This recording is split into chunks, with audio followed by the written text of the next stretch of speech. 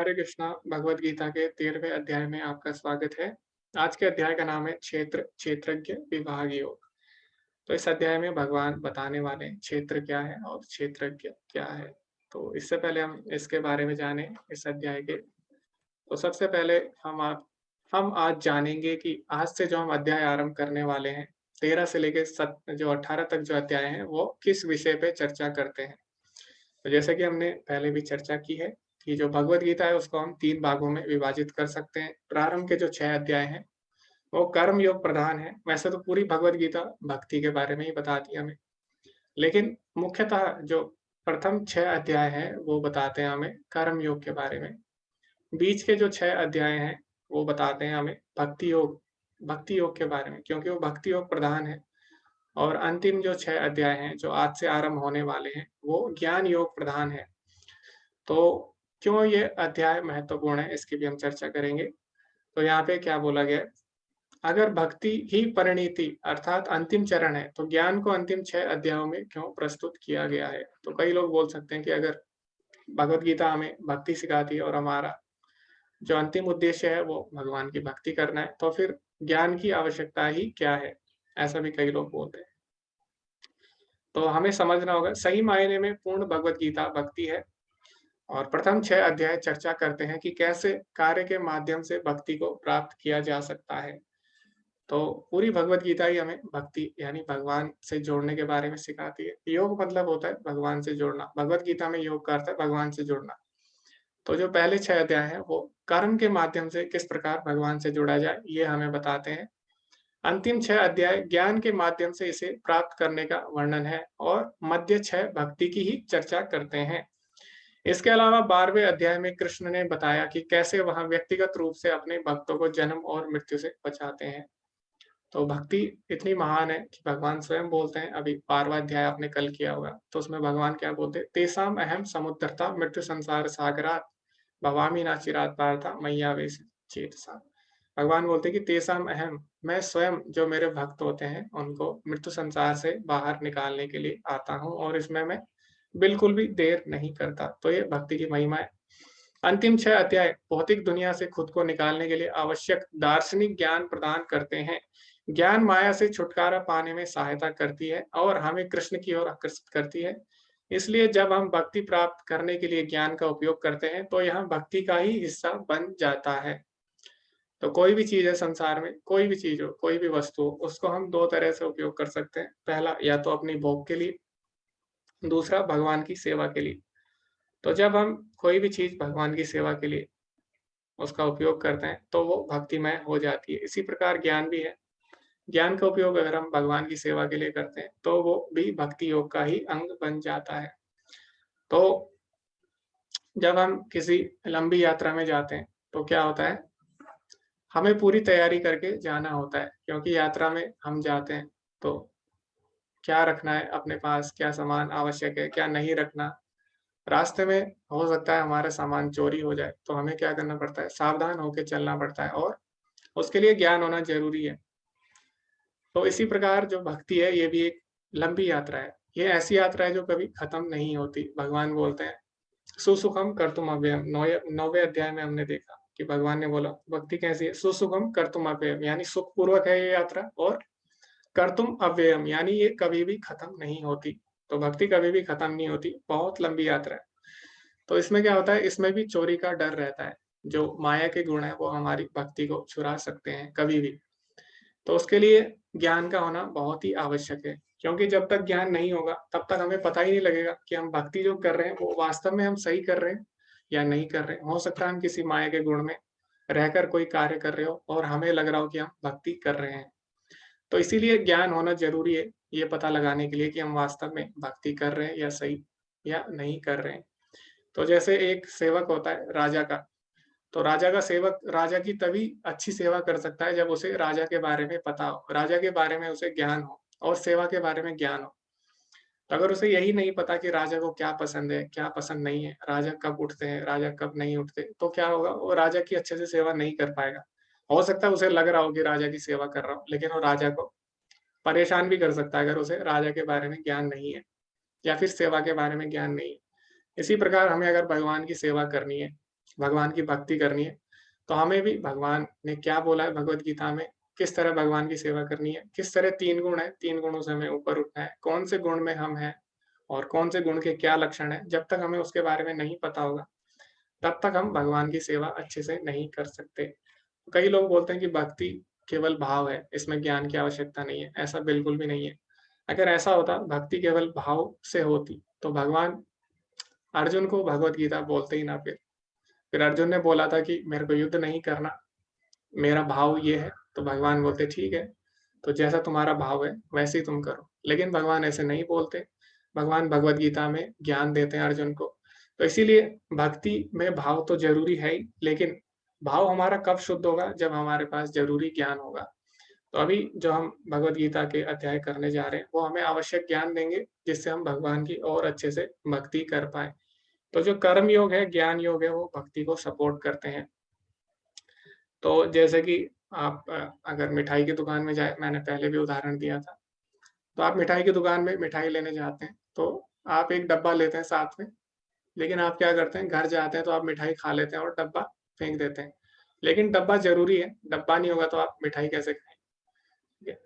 तो इसीलिए जो ज्ञान योग है, कर्म योग है, जितने भी योग हैं, ये धीरे-धीरे हमें भक्ति तक ले जाते हैं। ये हमें सपोर्ट करते हैं भक्ति में आगे बढ़ने के लिए। लेकिन हमारा मुख्य उद्देश्य क्या है? भक्ति। तो हमें वहाँ तक पहुँचना है, उसके लिए ज्ञान योग और कर्म योग आवश्यक है। दूसरा, ज्ञान योग इसलिए भी बोला भगवान ने यहाँ पे, क्योंकि कई लोग हैं जो ज्ञान योगी होते हैं, जब वो भक्ति के बारे में सुनते हैं, तो धीरे-धीरे वो भी भक्त बन जाते हैं। तो ऐसे बहुत सारे उदाहरण हैं, जैसे चतुष्कुमार हैं, ये भी पहले ज्ञानी थे, लेकिन जब ये भगवान के शुद्ध भक्तों के संपर्क में आए, तो जय और विजय के संपर्क में आते हैं चतुष्कुमार, तो वो भी भगवान के भक्त बन जाते हैं। इसी प्रकार मैत्री ऋषि हैं एक, वो भी ज्ञानी थे, लेकिन जब उन्होंने उद्धव और कृष्ण का संवाद सुना, वो भी भगवान के भक्त बन गए। इसी प्रकार बिल्वामंगा ठाकुर और सुखदेव गोस्वामी, जिन्होंने श्रीमद् भागवतम बोली है, वो भी पहले ज्ञानी थे, लेकिन जब वो शुद्ध भक्तों के संपर्क में आए, तो वो भी भक्त बन गए। तो ऐसा कभी नहीं हुआ कि कोई भक्त रहा और वो कुछ और बन गया, नहीं, ऐसा नहीं होता।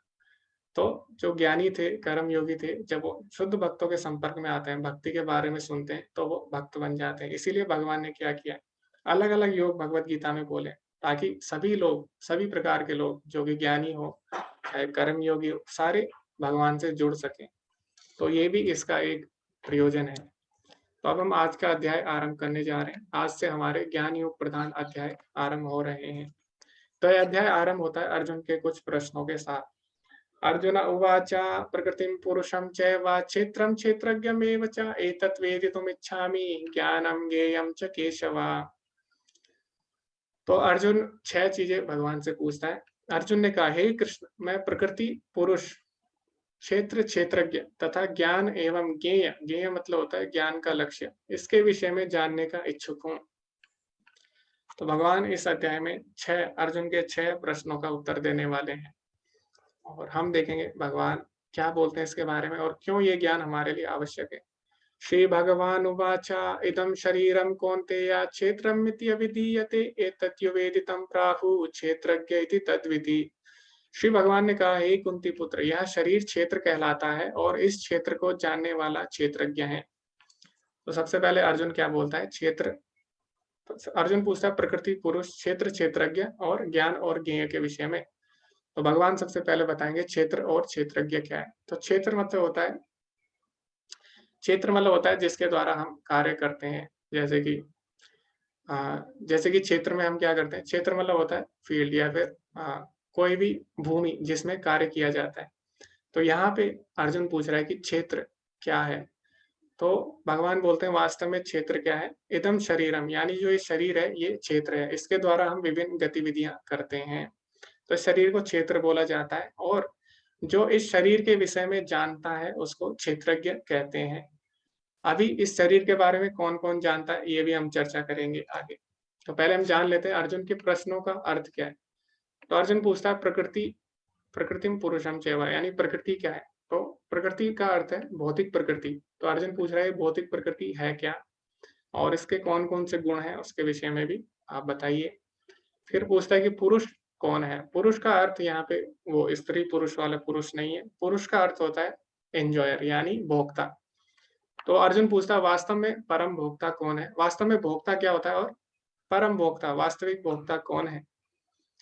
फिर अर्जुन पूछता है क्षेत्र क्या है? यानी ये शरीर क्या है? उसके बाद क्षेत्रज्ञ, इसके बारे में जानने वाला कौन है? ज्ञान क्या है और ज्ञान का लक्ष्य क्या है? तो अर्जुन इस प्रकार 6 प्रश्न पूछता है। तो जैसे कि हमने पहले बताया अभी, तो भगवान ने बोला ये जो शरीर है ये क्षेत्र कहलाता है, क्योंकि इसके द्वारा हम विभिन्न गतिविधियाँ करते हैं। अभी इसको जानने वाले 2 तरह के हैं। पहला आत्मा है और दूसरा कौन है? इसमें भगवान बताते हैं। क्षेत्रज्ञं चापि मां विद्धि सर्वक्षेत्रेषु भारत क्षेत्र क्षेत्रज्ञ यो ज्ञानम यत्तत् ज्ञानम मतं मम। हे अर्जुन, आपको समझना चाहिए कि मैं भी सभी शरीरों का ज्ञाता हूँ और इस शरीर और इसके ज्ञाता को समझने को ज्ञान कहा जाता है, यही मेरी राय है। तो क्षेत्र भगवान ने बताया ये जो शरीर है क्षेत्र कहलाता है। ये जो शरीर को जानने वाला है ये क्षेत्रज्ञ कहलाता है। अब 2 तरीके क्षेत्रज्ञ हैं, तो 2 तरीके के क्षेत्रज्ञ हैं। पहला आत्मा, तो हर कोई अपने शरीर के बारे में जानता है, भले ही दूसरा ना जाने। तो आपको पता है आपने क्या-क्या किया, भले ही किसी और को पता ना हो, तो आपको सब पता होगा अपने शरीर के बारे में। तो एक क्षेत्रज्ञ हुए आप, यानी आत्मा जो कि शरीर के विषय में जानती है। दूसरा क्षेत्रज्ञ हुई, भगवान यहाँ पे क्या बोल रहे हैं, क्षेत्रज्ञं चापि मां विद्धि, यानी एक क्षेत्रज्ञ मैं भी हूँ। तो एक क्षेत्रज्ञ है परमात्मा, जो कि सभी शरीरों के बारे में जानता है। तो जो पहला क्षेत्रज्ञ है, छोटा क्षेत्रज्ञ, वो क्या करता है, केवल अपने शरीर के बारे में जानता है। जैसे मैं अपने शरीर के बारे में जानूँगा, आप अपने शरीर के बारे में जानते हो, आपने क्या किया, क्या नहीं किया। लेकिन एक क्षेत्रज्ञ और है, जो कि सभी शरीरों के विषय में जानता है। वो कौन है? भगवान, जो कि परमात्मा रूप में सबके हृदय में स्थित है। तो हमारे शरीर यानी क्षेत्र में कौन-कौन है? 2 क्षेत्रज्ञ, एक तो आत्मा है, एक परमात्मा है। तो यहाँ पे हम देख सकते हैं, इससे जानने का क्या लाभ होगा? सबसे पहले हमें समझना होगा कि अगर हमें पता लग जाए कि वास्तव में भगवान भी क्षेत्रज्ञ हैं, तो उसको जानने का क्या लाभ होगा? उससे हम कोई भी गलत कार्य नहीं करेंगे, क्योंकि जब भी हम गलत कार्य करते हैं, तो हमें लगता है कोई नहीं देख रहा है, इसलिए हम गलत कार्य कर लेते हैं। जैसे आपने देखा होगा, बैंक में सीसीटीवी लगा रहता है, तो चोर पहले देखता है कि कोई देख तो नहीं रहा है, तो अगर सीसीटीवी कैमरा लगा हो तो क्या करता हो? वो चोरी करने में उसे डर लगता है। तो इसी प्रकार जब हमें पता लग जाता है कि हमारे पास जो कैमरा लगा है वो कौन है? भगवान है स्वयं। तो सीसीटीवी से तो आप फिर भी बच सकते हो, लेकिन भगवान सबके हृदय में है, जो सब कुछ देख रहे हैं साक्षी। इसीलिए आप उनसे झूठ नहीं बोल सकते। तो जब हमें ये पता लग जाता है कि भगवान हमें देख रहे हैं, हमारे साथ क्षेत्रज्ञ के रूप में हैं, तो इससे क्या होता है, हम कभी भी गलत कार्य नहीं करेंगे। तो इसीलिए ये जानना बहुत ही ज़रूरी है। और जो उपनिषद है, उपनिषदों में भी एक उदाहरण दिया गया है। उपनिषदों में ऐसे बताया गया है कि 2 चिड़िया हैं और 2 चिड़िया एक पेड़ की शाखा पर बैठी हैं। तो वो चिड़िया कौन-सी है 2? एक है आत्मा, एक है परमात्मा। तो जो एक चिड़िया है आत्मा, वो क्या कर रही है? फल खा रही है संसार के। तो कभी वो खट्टा फल खा रही है तो दुःख मिल रहा है कभी उसको, कभी वो मीठे फल खा रही है, कभी उसको सुख मिल रहा है। जो दूसरी चिड़िया है वो क्या है? परमात्मा, वो सब कुछ देख रही है। वो देख रही है कि ये जो चिड़िया है, ये कब मेरी तरफ मुड़ेगी। तो इसी प्रकार जो उपनिषदों में भी क्षेत्रज्ञ के बारे में ज्ञान हमें मिलता है। तो ये हमें इससे सीखने को मिला। ओके, अभी भगवान क्या बोल रहे हैं, जो क्षेत्रज्ञ और क्षेत्र के बारे में बताने के बाद कि वास्तव में ज्ञान क्या है? ज्ञान यही है, क्षेत्र और क्षेत्रज्ञ के विषय में जानना। तो ये भगवान इसमें बोलते हैं। अभी इसमें हम उदाहरण ले सकते हैं एक क्षेत्र और क्षेत्रज्ञ का। जैसे कि क्षेत्रज्ञ 2 तरह के होते हैं। क्षेत्र जिसमें हम कार्य करते हैं, जैसे खेत यहाँ पे हो गए। तो क्षेत्रज्ञ जो इसके विषय में जानता है। तो पहला आत्मा, तो जैसे कि कोई किसान है, वो अपने खेत के बारे में जानता है। एक किसान अपने खेत के बारे में जानता है और दूसरा किसान अपने खेत के बारे में जानता है। लेकिन जो राजा होता है, राजा को सभी के खेत के, सभी भूमि के बारे में जानकारी होती है। तो राजा क्या है? बड़ा क्षेत्रज्ञ है। ठीक है? तो इसी प्रकार हम लोग भी अपने शरीर के बारे में जानते हैं, लेकिन भगवान जो है वो बड़े क्षेत्रज्ञ, वो सभी के शरीर के बारे में जानते हैं। तो अगर एक तरह से देखा जाए ध्यान से, तो हम अपने शरीर के विषय में भी सही से नहीं जानते। जैसे कि हमें याद भी नहीं होता। मान लीजिए हमसे अगर कोई पूछे कि हमने 2 दिन पहले जो हमने दोपहर में खाना खाया था, हमने क्या खाया था? तो शायद कोई हमसे पूछे तो हमें सोचना पड़ता है। तो हमें बहुत सोचना पड़ेगा, तब जाके शायद हम बता पाएँ। और अगर कोई हमसे पूछ ले 1 हफ्ते पहले हमने दोपहर में क्या खाया था? फिर तो बहुत ही कठिन हो जाएगा हमारे लिए, और खासकर अगर कोई पूछ ले 1 महीने पहले हमने क्या खाया था, तो हमें ये भी ज्ञात नहीं रहता। तो इसीलिए क्षेत्रज्ञ 2 हैं, आत्मा भी है, परमात्मा भी, लेकिन दोनों में अंतर है। आत्मा को कुछ ज्ञात नहीं रहता ज़्यादा, और जो परमात्मा है उसे सब ज्ञात रहता है। परमात्मा कुछ भी नहीं भूलता। भगवान क्या बोलते हैं? वेदाहं समतीतानि वर्तमानानि चार्जुना, यानी मुझे सब कुछ ज्ञात है, जो अभी हो रहा है, जो अभी हो रहा है, जो पहले हुआ, और जो हम करने वाले हैं, वो भी भगवान को पता लग जाता है। भगवान कभी भी नहीं भूलते। तो ये बात भगवान चौथे अध्याय में भी बोलते हैं, जब अर्जुन भगवान से बोलता है कि जब भगवान बोलते हैं कि मैंने ये ज्ञान सूर्यदेव को दिया, तो अर्जुन आश्चर्य के साथ बोलता है कि आपने ये ज्ञान सूर्यदेव को कैसे दिया? क्योंकि आप तो मेरे समकालीन हैं, और अगर आपने ये ज्ञान सूर्यदेव को दिया, तो आपको ये बात याद कैसे है? क्योंकि ये ज्ञान तो आपने 12 करोड़ साल पहले सूर्यदेव को दिया, तो आपको याद कैसे है? तो भगवान बोलते हैं यही अंतर है आत्मा और परमात्मा में। बहुनि में व्यतीतानि जन्मानि तव चार्जुना तानि हम वेद सर्वाणि न त्वं वेत्त परन्तप। तो भगवान बोलते हैं कि अर्जुन, मैं और तुम अनेकों अनेक बार इस धराधाम पे आ चुके हैं, लेकिन मुझे सब कुछ ज्ञात है और तुम्हें कुछ भी ज्ञात नहीं है। तो क्षेत्रज्ञ जो 2 हैं, छोटा क्षेत्रज्ञ आत्मा, बड़ा क्षेत्रज्ञ परमात्मा, दोनों में यही अंतर है। दोनों ही शरीर के बारे में जानते हैं, लेकिन जो आत्मा है वो पूरी तरह से शरीर के बारे में नहीं जान सकता, लेकिन जो परमात्मा है उसे सब कुछ ज्ञात होता है। तो आगे हम भगवान बोलते हैं, विभिन्न वैदिक ग्रंथों में विभिन्न ऋषियों ने कार्यकलापों के क्षेत्र तथा उन कार्यकलापों के ज्ञाता के ज्ञान का वर्णन किया है। इसे विशेष रूप से वेदांत सूत्र में कार्यकरण के समस्त तर्क समेत प्रस्तुत किया गया है। तो ये जो क्षेत्र और क्षेत्रज्ञ का जो सिद्धांत है, ये बहुत ही बड़ा सिद्धांत है, और हमारे और भी वैदिक ग्रंथों में इसकी चर्चा हुई है। और जैसा हमें पता है, जो भगवत गीता है वो क्या है? सारे वैदिक ग्रंथों का सार है। तो इसीलिए जो सिद्धांत है, इसकी भी चर्चा भगवत गीता में हमें मिल जाती है। तो ये बहुत ही महत्वपूर्ण सिद्धांत है। अभी हमें समझना है कि हमें क्षेत्रज्ञ का कैसे पता लग सकता है कि हम लोग शरीर नहीं है, हम लोग आत्मा है। तो उसके लिए हमें हमारी चेतना को बढ़ाना होगा। हमारी जो चेतना है उसके स्तर को बढ़ाना होता है। वो कैसे होगा? जब हम भगवान की भक्ति करेंगे। तो हमारी चेतना के अलग-अलग स्तर होते हैं, जो कि प्रभुपाद जी अपने तात्पर्य में बताते हैं, उन पे हम चर्चा करेंगे। सबसे निम्न जो चेतना होती है, उसको बोला जाता है अन्नमय चेतना। तो इसमें क्या होता है? भगवान की शक्ति का प्राकट्य अन्नमय रूप में होता है, जिसका अर्थ है अस्तित्व के लिए भोजन अर्थात अन्न पर निर्भरता। यह ब्रह्म की भौतिकवादी अनुभूति है। तो सबसे पहले हमारी जो चेतना होती है, वो अन्नमय रूप में होती है। हमें लगता है कि केवल भोजन ही सब कुछ है, यानी भोजन को ही हम लोग भगवान मान बैठते हैं, कि कई लोग बोलते भी हैं कि खाना ही सब कुछ है। तो आहार के लिए ही वो सब कुछ करते हैं। तो ये जो चेतना है, सबसे निम्न स्तर की चेतना है, जिसमें हम भोजन को ही सब कुछ मानते हैं।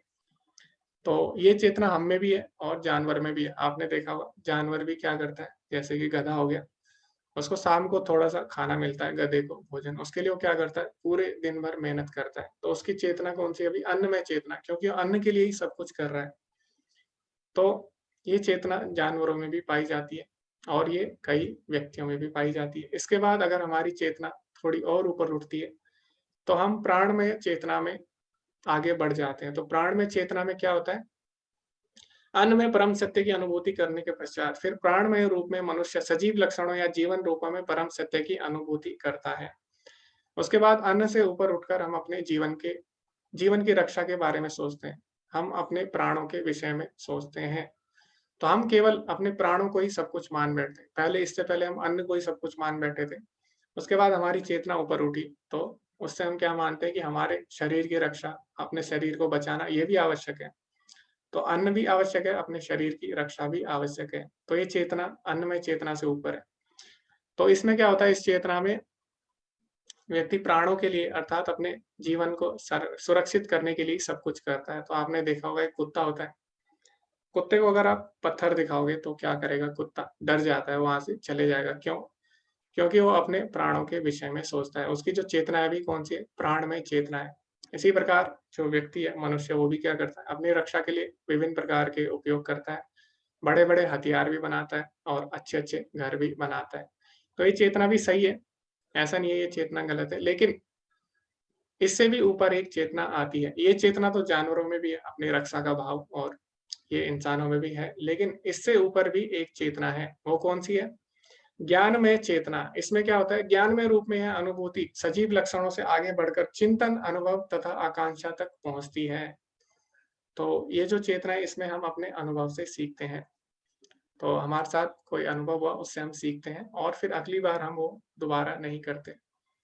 तो मनुष्य तो सीखता ही है अपने अनुभवों से, लेकिन जानवर भी आपने देखा होगा अपने अनुभव से सीखते हैं। जैसे कि सर्कस में आपने देखा होगा जानवर, तो उन्हें जो सिखाया जाता है वही करते हैं। अगर नहीं करेंगे तो उन्हें क्या करते हैं? उन्हें जो उनका मास्टर होता है उनको मारता है। तो इस प्रकार वो अपने अनुभव से सीख जाते हैं कि हमें क्या करना है, क्या नहीं करना। तो जो ज्ञानमय चेतना है, इसमें हम अपने अनुभवों से सीखते हैं, उसके अनुसार हमारी आकांक्षाएँ होती हैं, उसके अनुसार हम कार्य करते हैं। तो यहाँ तक जो चेतना है वो जानवरों में और मनुष्यों में पाई जाती है, जो शुरू की 3 चेतनाएँ आरंभ की। उसके बाद जो चेतना आती है, उसको हम बोलते हैं विज्ञानमय चेतना। ये जो चेतना है ये केवल मनुष्यों में ही पाई जा सकती है। तो इस चेतना में क्या होता है? तब ब्रह्म की उच्चतर अनुभूति होती है, जिसे विज्ञानमय रूप कहते हैं, जिससे जीव के मन तथा जीवन के लक्षणों को जीव से भिन्न समझा जा सकता है। तो इस चेतना में हम जिज्ञासा कर सकते हैं कि वास्तव में हम कौन हैं? क्या हम शरीर हैं या हम इससे परे हैं? तो वास्तव में हमारे जीवन में दुःख क्यों आ रहे हैं और इन दुःख से बचने का क्या कारण, इस इन दुःख से बचने का क्या उपाय है और दुःख के क्या कारण है, इस पे हम चर्चा कर सकते हैं। तो इस प्रकार जब हम जिज्ञासा करते हैं, तो इस चेतना को बोला जाता है विज्ञानमय चेतना और ये चेतना जानवरों में नहीं पाई जाती। तो जानवर कभी भी जिज्ञासा नहीं करता कि उसके जीवन में दुःख क्यों आ रहा है और इसका उपाय क्या है। तो इसीलिए जो मनुष्य जीवन है, इसको श्रेष्ठ बताया गया है, क्योंकि इसमें हम जिज्ञासा कर सकते हैं। उसके बाद जब मनुष्य जिज्ञासा करना आरंभ करता है, तो जैसे हमारे जितने भी वैदिक शास्त्र हैं, ये जिज्ञासा से ही आरंभ होते हैं। चाहे आप वेदांत सूत्र देखिए, तो वेदांत सूत्र भी प्रारंभ होता है अथातो ब्रह्म जिज्ञासा, यानी अब हम जिज्ञासा करते हैं कि ब्रह्म क्या है। तो इसीलिए जैसे भगवद गीता है, इसमें भी अर्जुन जिज्ञासा करता है। अर्जुन बोलता है भगवान से, यत् श्रेयः स्यात् निश्चितं ब्रूहि तन्मे। जीवन में श्रेष्ठ कर क्या है? जीवन में क्या करना चाहिए, क्या नहीं करना चाहिए? तो इस प्रकार की चेतना विज्ञान में चेतना है और मनुष्य जीवन में हमें इस प्रकार की जिज्ञासाएँ करनी चाहिए। उसके पश्चात परम अवस्था आती है जो आनंदमय है, अर्थात सर्व आनंदमय प्रकृति की अनुभूति। इस प्रकार से ब्रह्म अनुभूति की 5 अवस्थाएँ हैं, जिन्हें ब्रह्म पुंज कहा जाता है। तो जब हम जिज्ञासा करते हैं कि जीवन क्या है, जीवन का उद्देश्य क्या है, ये सब हम जिज्ञासा करते हैं। उसके बाद हम धीरे-धीरे जो परम आनंद यानी भगवान के बारे में हम जानते हैं, जान सकते हैं और उनसे जब हम जुड़ जाते हैं, तो हम आनंद की अवस्था में पहुँच जाते हैं। इस चेतना को आनंदमय चेतना कहा जाता है। इसमें जीव जान पाता है कि वो वास्तव में शरीर नहीं है, क्षेत्र नहीं है, वो क्या है? क्षेत्रज्ञ है और क्षेत्र और क्षेत्रज्ञ के विषय में वो समझ सकता है और इस तरह वो जीवन में परम आनंद प्राप्त कर सकता है। तो प्रभुपाद जी क्या लिखते हैं, ये जो 5 चेतनाएँ हैं स्तर, इन्हें ब्रह्मपुंज कहा जाता है। इनमें से प्रथम 3 अन्नमय, प्राणमय तथा ज्ञानमय अवस्थाएँ जीवों के कार्यकलापों के क्षेत्रों से संबंधित है। मैंने बताया था जो प्रारंभ की 3 चेतनाएँ हैं, वो जानवरों में भी पाई जाती है, मनुष्यों में भी पाई जाती है। लेकिन इससे ऊपर जो चेतना है, परमेश्वर इन कार्यकलापों के क्षेत्रों से परे और आनंदमय है। तो बाकी की जो चेतना है, हमें उसमें धीरे-धीरे ऊपर उठना है, कैसे? भगवान की भक्ति करके। जी, अभी हम धीरे-धीरे आगे सारे प्रश्नों का उत्तर देंगे, आप थोड़ा धैर्य रखिए। तो इस प्रकार सारी चेतनाएँ अलग-अलग स्तर की, इसके बारे में हमने चर्चा की।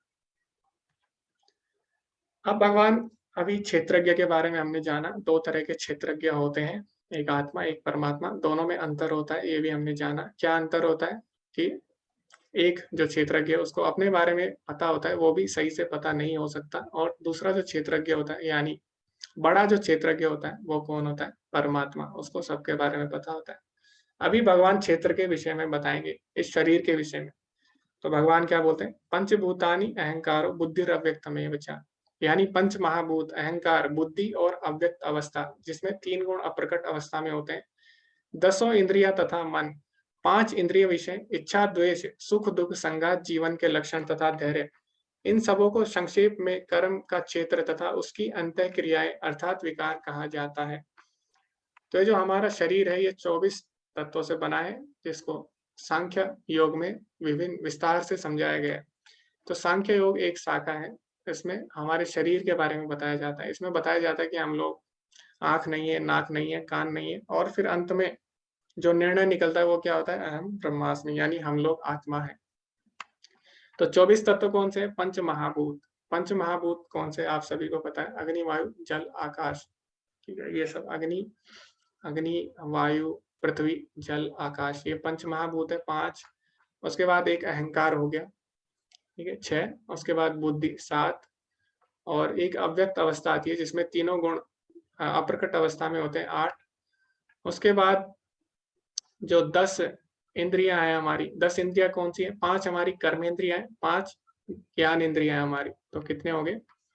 18। उसके बाद एक मन हो गया 19 और उसके बाद 5 इंद्रिय विषय। तो 5 इंद्रिय विषय कौन से हमारे? रस, गंध, स्पर्श, शब्द, स्वाद, ये हमारे 5 इंद्रिय विषय हैं। तो इन सब से मिलके हमारा शरीर बनता है। अब ये शरीर किस तरह से ये जो शरीर है इससे क्रियाएं जो होती है वो कौन सी होती है? इच्छा, द्वेष, सुख, दुख, संघात और जीवन के लक्षण, धैर्य, ये सब हमारे जो क्षेत्र है इससे प्रकट लक्षण हैं। तो इस प्रकार भगवान क्षेत्र के बारे में विस्तार से बताते हैं। अभी हमने जाना क्षेत्र और क्षेत्रज्ञ के बारे में। अब भगवान बताएंगे ज्ञान के विषय में। तो अर्जुन ने एक और प्रश्न पूछा था, ज्ञान और ज्ञान का लक्ष्य क्या है? तो उसके बारे में भगवान बताएंगे। सबसे पहले भगवान बताएंगे कि वास्तव में ज्ञान क्या है। तो ये हम देखेंगे कि ज्ञान क्या है और उसके लक्षण क्या है। तो इसमें भगवान बताते हैं, अमानित्वम, अदम्भित्वम, अहिंसा, शांतिरार्जवम, आचार्योपासनम, शौचम, स्थैर्यम, आत्मा विनिग्रह, इंद्रियार्थेषु वैराग्यम, अहंकार एव च, जन्म मृत्यु जरा व्याधि दुख दोषानुदर्शनम, असक्तिरनभिषङ्गा, पुत्रदारगृहादिषु, नित्यं च समचित्तस्था, इष्टानिष्टोपपत्तिषु, मयि चानन्ययोगेन भक्तिरव्यभिचारिणी, विविक्तदेशसेवित्वम्, अरति जनसंसदि, अध्यात्मज्ञाननित्यत्वं, तत्त्वज्ञानार्थदर्शनम्, एतज्ज्ञानमिति प्रोक्तम्, अज्ञानं यतोऽध अन्यथा। तो इसमें भगवान ने ज्ञान के कुछ लक्षण बताए हैं। सबसे पहले विनम्रता, दंभहीनता, अहिंसा, सहिष्णुता, सरलता, प्रामाणिक गुरु के पास जाना, पवित्रता, स्थिरता, आत्मसंयम, इंद्रिय तृप्ति के विषयों का परित्याग, अहंकार का अभाव, जन्म मृत्यु, वृद्धावस्था तथा रोगों के दोषों की अनुभूति, वैराग्य, संतान, स्त्री, घर तथा अन्य वस्तुओं से ममता से मुक्ति, अच्छी तथा बुरी घटनाओं के प्रति संभाव, मेरे प्रति अनन्य निरंतर भक्ति, एकांत स्थान में रहने की इच्छा, जन समूह से विलगाव, आत्म साक्षात्कार की महत्ता और को स्वीकार करना तथा परम सत्य की दार्शनिक खोज, इन सबको मैं ज्ञान घोषित करता हूँ और इसके अतिरिक्त जो भी है सब अज्ञान है। तो भगवान ने इसमें बहुत सारी चीजें बताई हैं। हम पहले इसमें जो मुख्य चीजें हैं उनको उनके बारे में हम चर्चा करेंगे। धीरे-धीरे फिर हम बाकी जो विषय हैं उन पे भी चर्चा करेंगे। तो सबसे पहले भगवान यहाँ पे बताते हैं ज्ञान के जो मुख्य लक्षण हैं। आचार्योपासनम यानी आचार्य की शरण में जाना। तो कई लोग बोलते हैं कि ज्ञान हम खुद से प्राप्त कर सकते हैं, अपनी बुद्धि से हम ज्ञान प्राप्त कर सकते हैं, हम अपने गुरु स्वयं हैं, गुरु की आवश्यकता ही नहीं है। तो लेकिन ऐसा नहीं है। हमारे जो शास्त्र हैं, जो भी सारे बोलते हैं कि अगर आपको शास्त्रों का ज्ञान लेना है तो गुरु के पास ज़रूर जाना चाहिए। तो इसीलिए भगवान बताते हैं जो गुरु की शरण में जानता जाता है वही वास्तव में ज्ञानी है। क्योंकि ज्ञान का मुख्य लक्षण क्या है? आचार्योपासनम यानी आचार्य की शरण ग्रहण करना। तो यही वास्तव में ज्ञान है। जो अपने मन से, अपनी बुद्धि से जो चिंतन करता है उसको ज्ञान नहीं बोला गया। भगवान ने बोला कि आचार्य की शरण में जाना वास्तविक ज्ञान है। तो ज्ञान हम तब प्राप्त कर सकते हैं जब हमें पता हो कि हम अज्ञानी हैं। तो इससे क्या होगा? इससे जब तक हम ये मानेंगे कि हम अज्ञानी हैं और ज़्यादा ज्ञान प्राप्त करते रहेंगे। लेकिन जिस दिन हमने ये मान लिया हमारे अंदर ज्ञान आ चुका है, उस दिन हम और आगे नहीं सीख पाएँगे। तो इसीलिए बोला जाता है कि कभी भी सीखने की कोई सीमा नहीं होती। तो जब व्यक्ति अपने आप को अज्ञानी मानता है तो तब वो क्या करता है? एक गुरु की शरण में जानता है, तो गुरु क्या करता है? फिर उसको ज्ञान देता है। लेकिन जो पहले ही अपने आप को ज्ञानी मान बैठेगा, वो गुरु की शरण में कभी नहीं जाएगा और इस प्रकार वो अहंकार को प्राप्त होगा और वो ज्ञान का लक्षण नहीं है। तो भगवान पहले बताते हैं अमानित्वम। तो अमानित्वम जो पहला गुण है ज्ञान का वो क्या है? बिल्कुल भी अहंकार। इसमें भगवान ये भी बताते हैं अनहंकार एव च, अनहंकार मतलब होता है जिसके अंदर अहंकार ना हो। तो जब हम गुरु की शरण में जाते हैं उससे क्या होता है? हमारा अहंकार नष्ट हो जाता है। तो ज्ञान का मुख्य लक्षण है आचार्य की शरण ग्रहण करना। उसके बाद ज्ञान का एक और लक्षण क्या बताया भगवान ने? जन्म मृत्यु जरा व्याधि दुःख दोषानुदर्शनम, आप देख सकते हैं 9वें श्लोक में। तो भगवान बोलते हैं ज्ञान का वास्तविक लक्षण है कि जन्म मृत्यु और जरा व्याधि यानी जन्म मृत्यु, बीमारी और बुढ़ापा, इसको जीवन की वास्तविक समस्या देखना, ये ज्ञान है। तो कई लोगों से आप पूछेंगे कि आपके जीवन में समस्या क्या है या जीवन की वास्तविक समस्याएं क्या है? तो उनको लगेगा, किसी को लगेगा हमारे पास धन नहीं है, किसी को लगेगा हम सुंदर नहीं है, किसी को लगेगा कि हम हमने एग्ज़ाम दिया था एक परीक्षा उसमें हम फ़ेल हो गए, ये मेरे जीवन में समस्या है। लेकिन भगवान बोले ऐसा नहीं है। ये सब समस्याएँ हैं, लेकिन जीवन की वास्तविक समस्याएँ ये नहीं है। जीवन की वास्तविक समस्याएँ जन्म, मृत्यु और बीमारी और बुढ़ापा, ये जीवन की वास्तविक समस्याएँ हैं। तो भगवान ऐसा क्यों बोल रहे हैं? ये जीवन की वास्तविक समस्या है। क्योंकि ये जो 4 समस्याएँ हैं, इनसे कोई भी नहीं बच सकता और कोई भी व्यक्ति इनको नहीं चाहता। कोई भी व्यक्ति नहीं चाहता कि उसको मृत्यु आए, कोई भी व्यक्ति नहीं चाहता कि उसको बीमारी आए, कोई भी व्यक्ति नहीं चाहता कि उसको बुढ़ापा आए। तो इसीलिए और इससे कोई बच भी नहीं सकता। तो इसीलिए इनको 4 प्रमुख समस्याएँ बताई गई है भगवद गीता में। तो ज्ञान वास्तव में यही है जो इन 4 चीज़ों को वास्तविक समस्याएँ देखता है। जैसे कि हमने गौतम बुद्ध की हमने जीवन के विषय में पढ़ा, तो उनके पास सारी चीज़ें थी, लेकिन जब उन्होंने 4 चीज़ें देखी जन्म, मृत्यु, जरा, व्याधि, तो उनको लगा मैं तो राजा हूँ, तो मेरे साथ भी ये होगा, मेरे साथ तो नहीं होना चाहिए। लेकिन उनके मंत्री बोलते हैं, कोई बात नहीं, चाहे आप राजा हो या कोई भी हो, ये जो 4 समस्याएँ ये सबके साथ आनी है जीवन में, तो इससे कोई भी नहीं बच सकता। तो जब उन्हें ये बात पता लगी तो उन्हें बहुत ही दुःख हुआ। तो वास्तव में जो ज्ञानी होते हैं, वो जन्म, मृत्यु, जरा, व्याधि को वास्तविक समस्या देखते हैं और इससे बाहर कैसे निकलना है इसके विषय में सोचते हैं। ये वास्तव में असली ज्ञान है। तो हमें भगवद गीता बताती है कि जीवन में वास्तविक समस्याएँ क्या हैं। तो भगवद गीता हमें बताती है कि जीवन की समस्याएँ कैसे हल करनी है। लेकिन जीवन की समस्या हल करने के लिए पहले हमें पता होना चाहिए कि जीवन की वास्तविक समस्याएँ हैं क्या? क्योंकि भगवद गीता हमें जब बताती है कि जीवन की वास्तविक समस्या ये है, तो फिर हमें पता लगता है कि जिनको हम समस्या समझ रहे थे, वो वास्तव में समस्या है नहीं। तो इससे क्या होता है, बाकी समस्याएँ अपने आप ही हल हो जाती है। तो इसीलिए भगवद गीता पढ़ने का ये लाभ है। भगवद गीता हमें बताती है वास्तव में असली समस्याएँ क्या हैं। उसके बाद एक और जो महत्वपूर्ण बात है इनमें सभी में, वो क्या है? भगवान बोलते हैं 11वें श्लोक में आप देख सकते हैं ऊपर की लाइन में, मयि च अनन्य योगेन भक्तिर अव्यभिचारिणी, यानी मेरे प्रति अनन्य भक्ति, ये ज्ञान का एक लक्षण है। तो अगर किसी के पास बहुत ज़्यादा ज्ञान है, जैसे एक दिन एक प्रभु जी ने क्वेश्चन भी पूछा था कि ज्ञान की तो कोई सीमा नहीं है, तो फिर कितना ज्ञान हमें लेना चाहिए? तो यहाँ पे भगवान क्या बोल रहे हैं? मयि च अनन्य योगेन भक्तिरव्यभिचारिणी, यानी अगर कोई भगवान की भक्ति कर रहा है, तो वो भी ज्ञान का एक लक्षण माना गया है। भगवान ऐसा बोलते हैं। तो अगर किसी के पास सारे वेदों का ज्ञान है, सारे वेद किसी ने पढ़ लिए, लेकिन अगर वो भगवान की भक्ति नहीं कर रहा, तो उसको ज्ञानी नहीं बोला जाएगा। क्योंकि भगवान बोले ज्ञान के लक्षणों में एक लक्षण है भगवान की शरणागति। तो अगर किसी ने सारे शास्त्र पढ़ लिए और वो भगवान का भक्त नहीं बना, यानी उसको अभी ज्ञान प्राप्त नहीं हुआ है। वहीं दूसरी ओर जिसने भगवान की शरण ग्रहण कर ली, तो भगवान खुद दिव्य ज्ञान उसके हृदय में प्रकट करते हैं। भगवान बोलते हैं, तेषां सततयुक्तानां भजतां प्रीतिपूर्वकम्, जो भगवान की प्रीतिपूर्वक सेवा करता है, ददामि बुद्धि योगम तम, भगवान उनको बुद्धि देते हैं, ज्ञान देते हैं। तो इसीलिए भक्ति अगर कोई कर रहा है, तो वो ज्ञान का ही एक लक्षण माना गया है भगवान के द्वारा। और भगवान अंत में क्या बोल रहे हैं? प्रोक्तम अज्ञानम यत् यततो अन्यथा, यानी इसके अलावा जो भी चीज़ें हैं, चाहे आप इसके अलावा कुछ भी कर लीजिए, लेकिन अगर आप ये चीज़ नहीं कर रहे, तो उसको भगवान बोल रहे हैं, वो क्या है? अज्ञान। तो इसीलिए हमें इसके बारे में समझना है। अभी हम बाकी अंगों के बारे में भी चर्चा करेंगे, जिनके बारे में भगवान ने बताया है। सबसे पहले नम्रता। नम्रता का अर्थ होता है कि सम्मानित होने की इच्छा ना रखना, यानी कोई भी कार्य केवल इसलिए ना करना कि मुझे सम्मान मिले इसके बदले, तो उसको बोलते हैं नम्रता। ये भी ज्ञान का एक लक्षण है। उसके बाद शिष्टता। शिष्टता मतलब होता है ये समझना कि हम लोग शरीर नहीं है, इस प्रकार सम्मान और अनादर में समभाव रहना।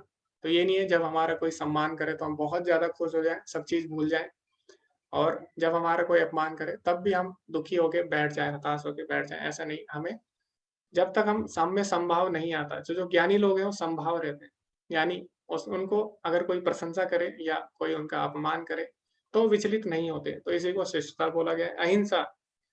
अहिंसा का मतलब होता है दूसरों को आध्यात्मिक ज्ञान देना, तो ये वास्तव में अहिंसा माना जाता है। क्योंकि दया अगर हमें करनी है वास्तव में, तो हमें किस पे दया करनी चाहिए? हमें आत्मा पे दया करनी चाहिए। ठीक है, शरीर पे भी हमें दया करनी है, लेकिन वास्तव में हम लोग क्या है? आत्मा है, तो हमें दूसरों की आत्मा के बारे में भी चिंता करनी चाहिए। तो वास्तव में असली दया क्या है? असली अहिंसा क्या है? किसी को भगवान से जोड़ना, यानी किसी की आत्मा का उद्धार करना ही उस पे असली कृपा है, क्योंकि हम लोग क्या है? आत्मा है। तो इसीलिए अहिंसा का वास्तविक अर्थ ये है। सहनशीलता क्या है? दूसरों से अपमान और अपमान सहने का अभ्यास करना। तो कभी-कभी क्या होता है, कई लोग अपमान कर देते हैं, तो ठीक है, हमारा अपमान करते हैं, तो एक हद तक हम सह सकते हैं। लेकिन अगर कोई हमारे आचार्य की या फिर कोई भगवान की निंदा करता है, तो वहाँ पे हमें क्या करना चाहिए? वहाँ पे हमें 2 चीज़ें करनी चाहिए, या तो हम उनका खंडन करें, या तो फिर हम अपने कान बंद कर लें, या तो हम वहाँ से निकल जाएँ। तो जब शिशुपाल भगवान की निंदा कर रहा था, तो उस समय क्या हुआ?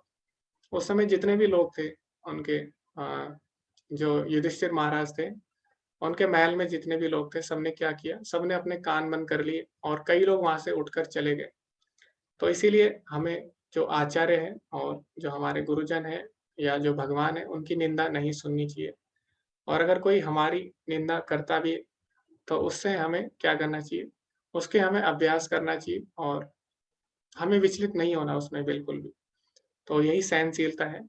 और सरलता क्या है? सरलता ये है कि हमें भगवान में इतना विश्वास हो कि हम भगवान के नाम में या भगवान के प्रचार में बिल्कुल भी घबराए ना। जैसे प्रहलाद महाराज थे, तो भगवान का नाम लेते थे किसके सामने? हिरण्यकश्यपु के सामने। तो इतनी सरलता थी उनके जीवन में। तो ये कब आती है? जब हम भगवान पे हमारा दृढ़ विश्वास होता है, ताकि हम दुश्मन के सामने भी सच बोलने से यानी भगवान के बारे में बोलने से घबराए ना। उसके बाद गुरु की शरण में जाना, इस पे हमने चर्चा की। फिर ज्ञान का लक्षण है स्वच्छता। स्वच्छता यानी अंदर की स्वच्छता और बाहर की स्वच्छता दोनों। तो बाहर की स्वच्छता के लिए हम बहुत चीज़ें करते हैं। अंदर की स्वच्छता यानी आत्मा की स्वच्छता के लिए हमें क्या करना है? हरि नाम, भगवान के नाम को लेना होता है।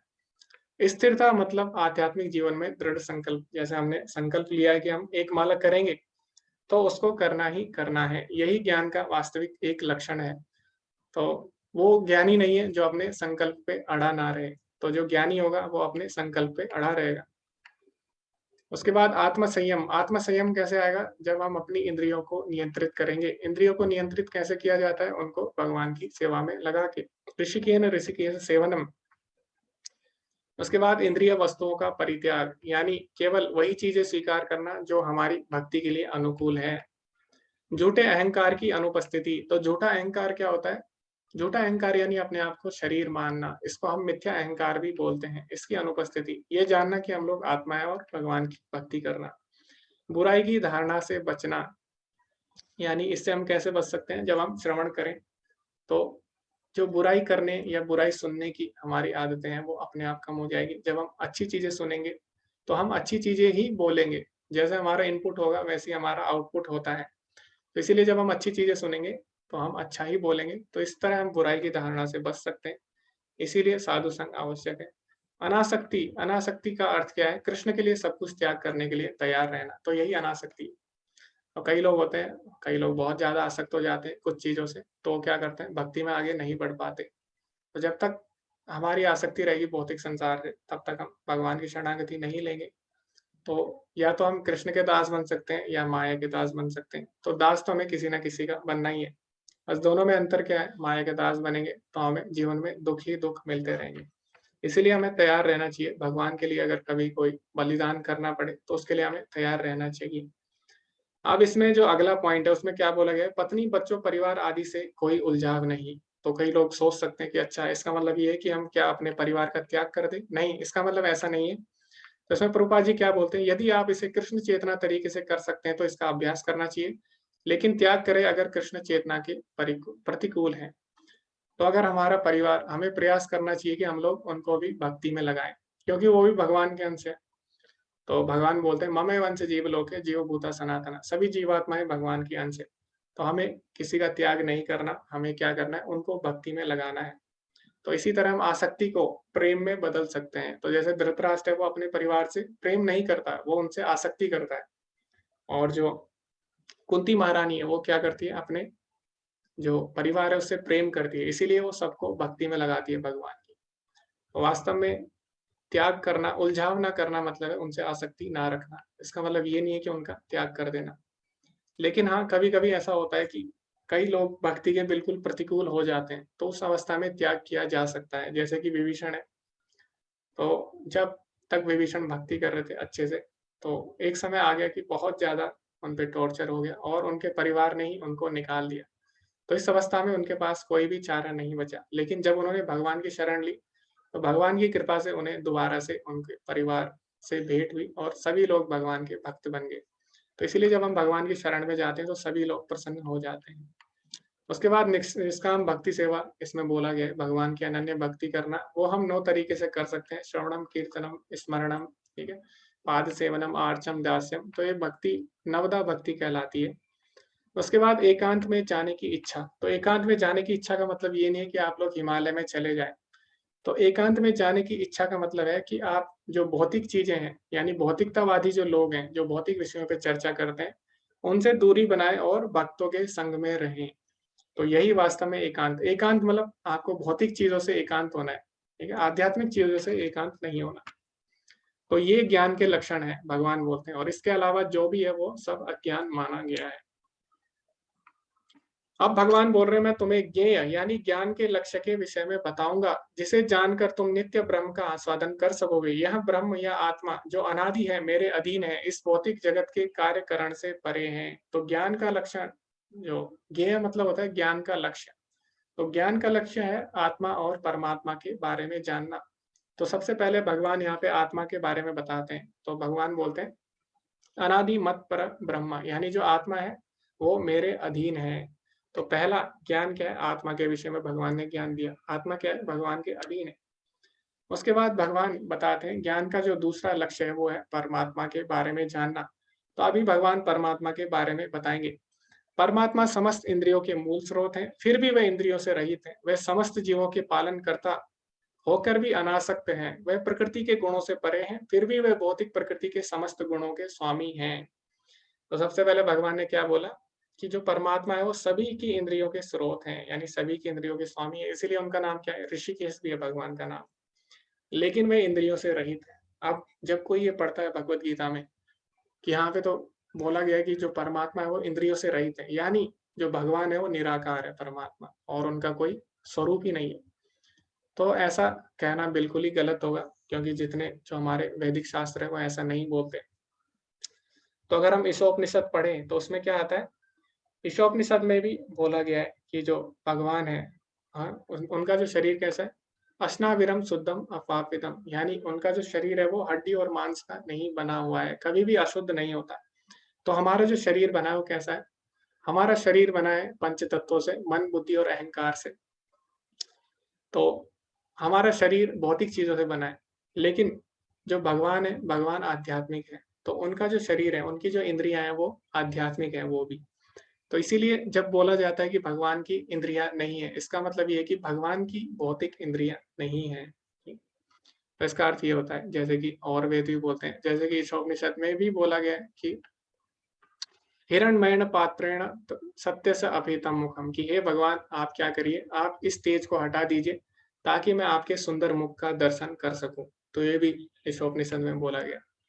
तो जब हम बोलते हैं भगवान की इंद्रियां नहीं है, इसका मतलब ये नहीं कि भगवान निराकार है। इसका मतलब उनकी इंद्रियां हमारी इंद्रियों की तरह नहीं है। अंगानी ऐसे सकलेंद्रिय वृत्ति मनती, यानी वो अपनी एक इंद्रिय से दूसरी इंद्रिय का कार्य भी कर सकते हैं।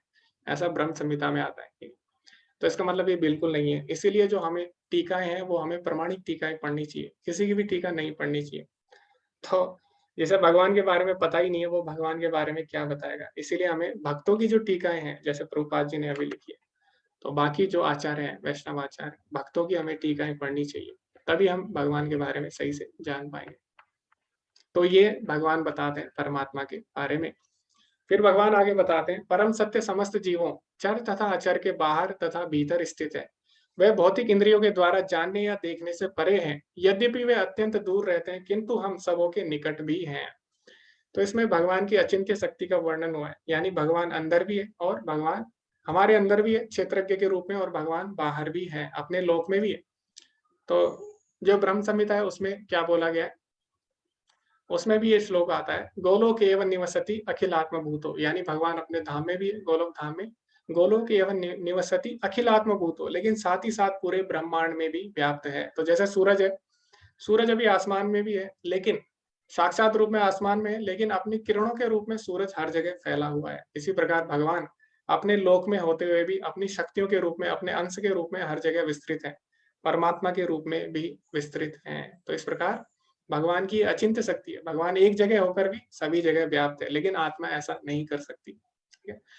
तो जैसे हम लोग पढ़ते हैं, नरसिंह आरती भी हम लोग करते हैं, उसमें हम क्या बोलते हैं? बहिर्नरसिंहा हृदयो नरसिंहा यतो नरसिंहा प्रतो नरसिंहा यतो यामि ततो नरसिंहा बहिर्नरसिंहा हृदय नरसिंहा। तो नरसिंह देव हमारे अंदर भी है परमात्मा रूप में, नरसिंह देव बाहर भी है, और जहाँ-जहाँ हम देखें हर जगह नरसिंह देव उपस्थित है। तो जब हिरण्यकश्यपु ने बोला, क्या तेरा भगवान खंबे के अंदर भी है? प्रहलाद महाराज ने बोला, हाँ, बिल्कुल है।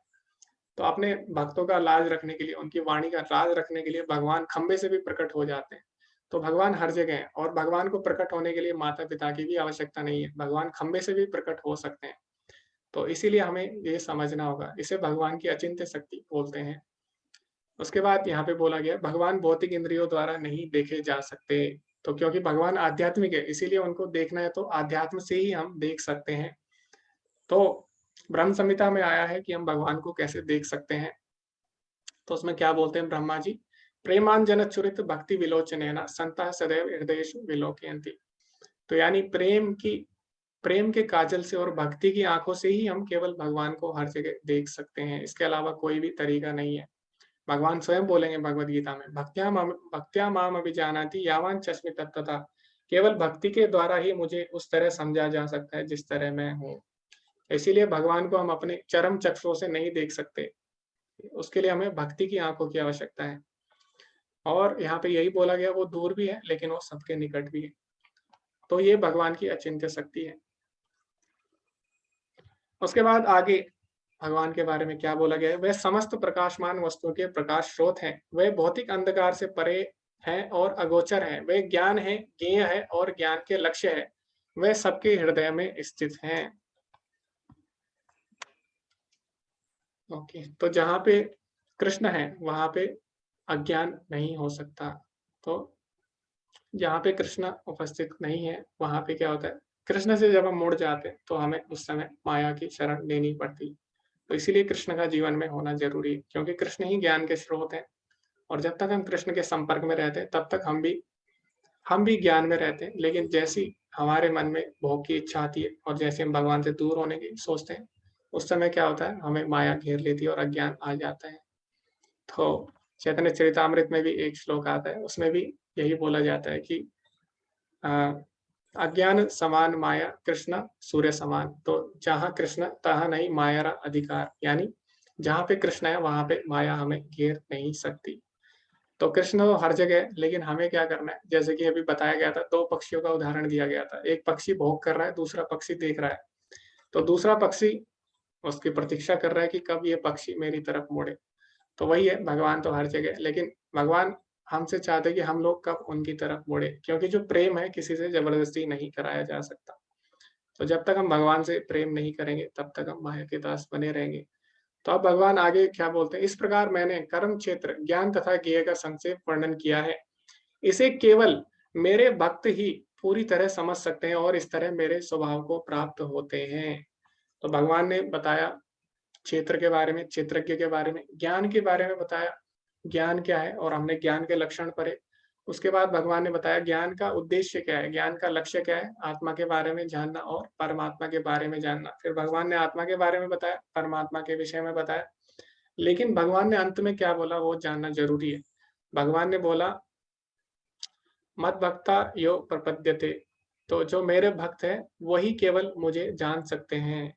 ठीक है? तो भगवान ने अंत में ये भी बोला है। तो इसीलिए हमें क्या करना है? भक्तों की टीकाएँ पढ़नी होती है, क्योंकि भगवान स्वयं बोल रहे हैं कि मेरे भक्त ही इस ज्ञान, ज्ञेय, क्षेत्र और क्षेत्रज्ञ के बारे में जान सकते हैं। तो इसीलिए हमें क्या करना है? भक्तों की टीकाएँ पढ़नी है, और अगर हमें भगवान को समझना है तो उनकी भक्ति करनी होगी। अभी जो अर्जुन के अंत के सवाल थे, वो क्या है? प्रकृति और पुरुष के बारे में अर्जुन ने बोला कि मुझे जानना है। तो अभी भगवान बताएँगे प्रकृति और पुरुष के बारे में।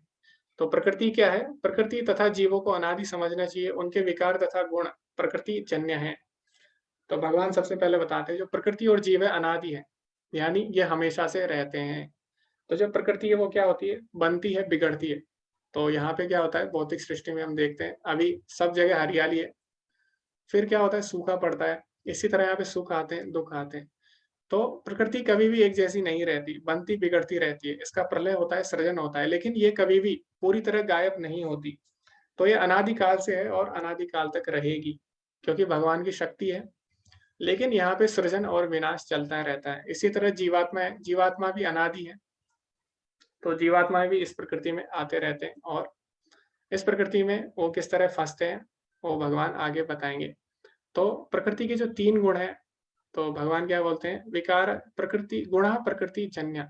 तो जो 3 गुण हैं वो प्रकृति से उत्पन्न होते हैं। वो कौन से? सतो, रजो, तमो। इन्हीं में जो जीवात्मा है, इनमें इनके कारण इस भौतिक संसार में फँस जाती है। फिर भगवान क्या बोलते हैं, कार्य कारण कृतत्वे हेतु प्रकृतिरुच्यते, पुरुषा सुख दुःखानां भोक्तृते हेतुरुच्यते।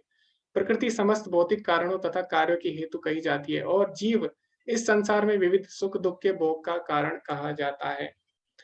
तो भगवान अभी प्रकृति और पुरुष के बारे में बताते हैं। सबसे पहले भगवान ने बोला दोनों अनादि है, यानी दोनों अनंत काल से हैं और प्रकृति के 3 गुणों द्वारा जीव इस भौतिक संसार में फँस जाता है और जो भी यहाँ पे प्रतिक्रियाएँ हो रही है, जो भी हमें दिख रहा है, वो क्यों हो रहा है? प्रकृति के 3 गुणों के कारण हो रहा है। कार्य कारण कृतत्व हेतु प्रकृतिरुच्यते, यानी जो भी यहाँ पे कार्य हो रहे हैं और जो भी उनका भौतिक कारण है, वो क्यों हो रहे हैं? प्रकृति के गुणों के कारण हो रहे हैं और जीव जीव इसमें फँसने के कारण, प्रकृति में फँसने के कारण सुख या दुःख का अनुभव कर रहा है। तो जब जीव भोग की इच्छा करता है, उसके अनुसार उसको शरीर मिलता है। ये हमने पढ़ा भगवद गीता के 8वें अध्याय में। यम यम वापि स्मरण भावं त्यजति अन्ते कलेवरम। भगवान बोलते हैं, जिसकी जो चेतना होती है शरीर त्यागते समय, उसके अनुसार उसको अगला शरीर मिलता है। तो जब हमें अगला शरीर मिल जाता है, उसके बाद हम प्रकृति में फँस जाते हैं और उसी के अनुसार हमें कार्य करना होता है। मान लीजिए किसी की खाने की बहुत ज़्यादा इच्छा है, तो उसको क्या होगा, उसको हाथी का शरीर मिल गया। अब वो उसमें फँस चुका है, अब वो कुछ और नहीं कर सकता, वो चाह के भी कम नहीं खा सकता। तो इस तरह वो प्रकृति में फँस जाता है और सुख और दुःख का अनुभव करता है। तो यहाँ पे भगवान यही बोल रहे हैं, प्रकृति में कोई फँस जाता है जीव, तो उसके कारण उसके जीवन में सुख-दुःख आते हैं।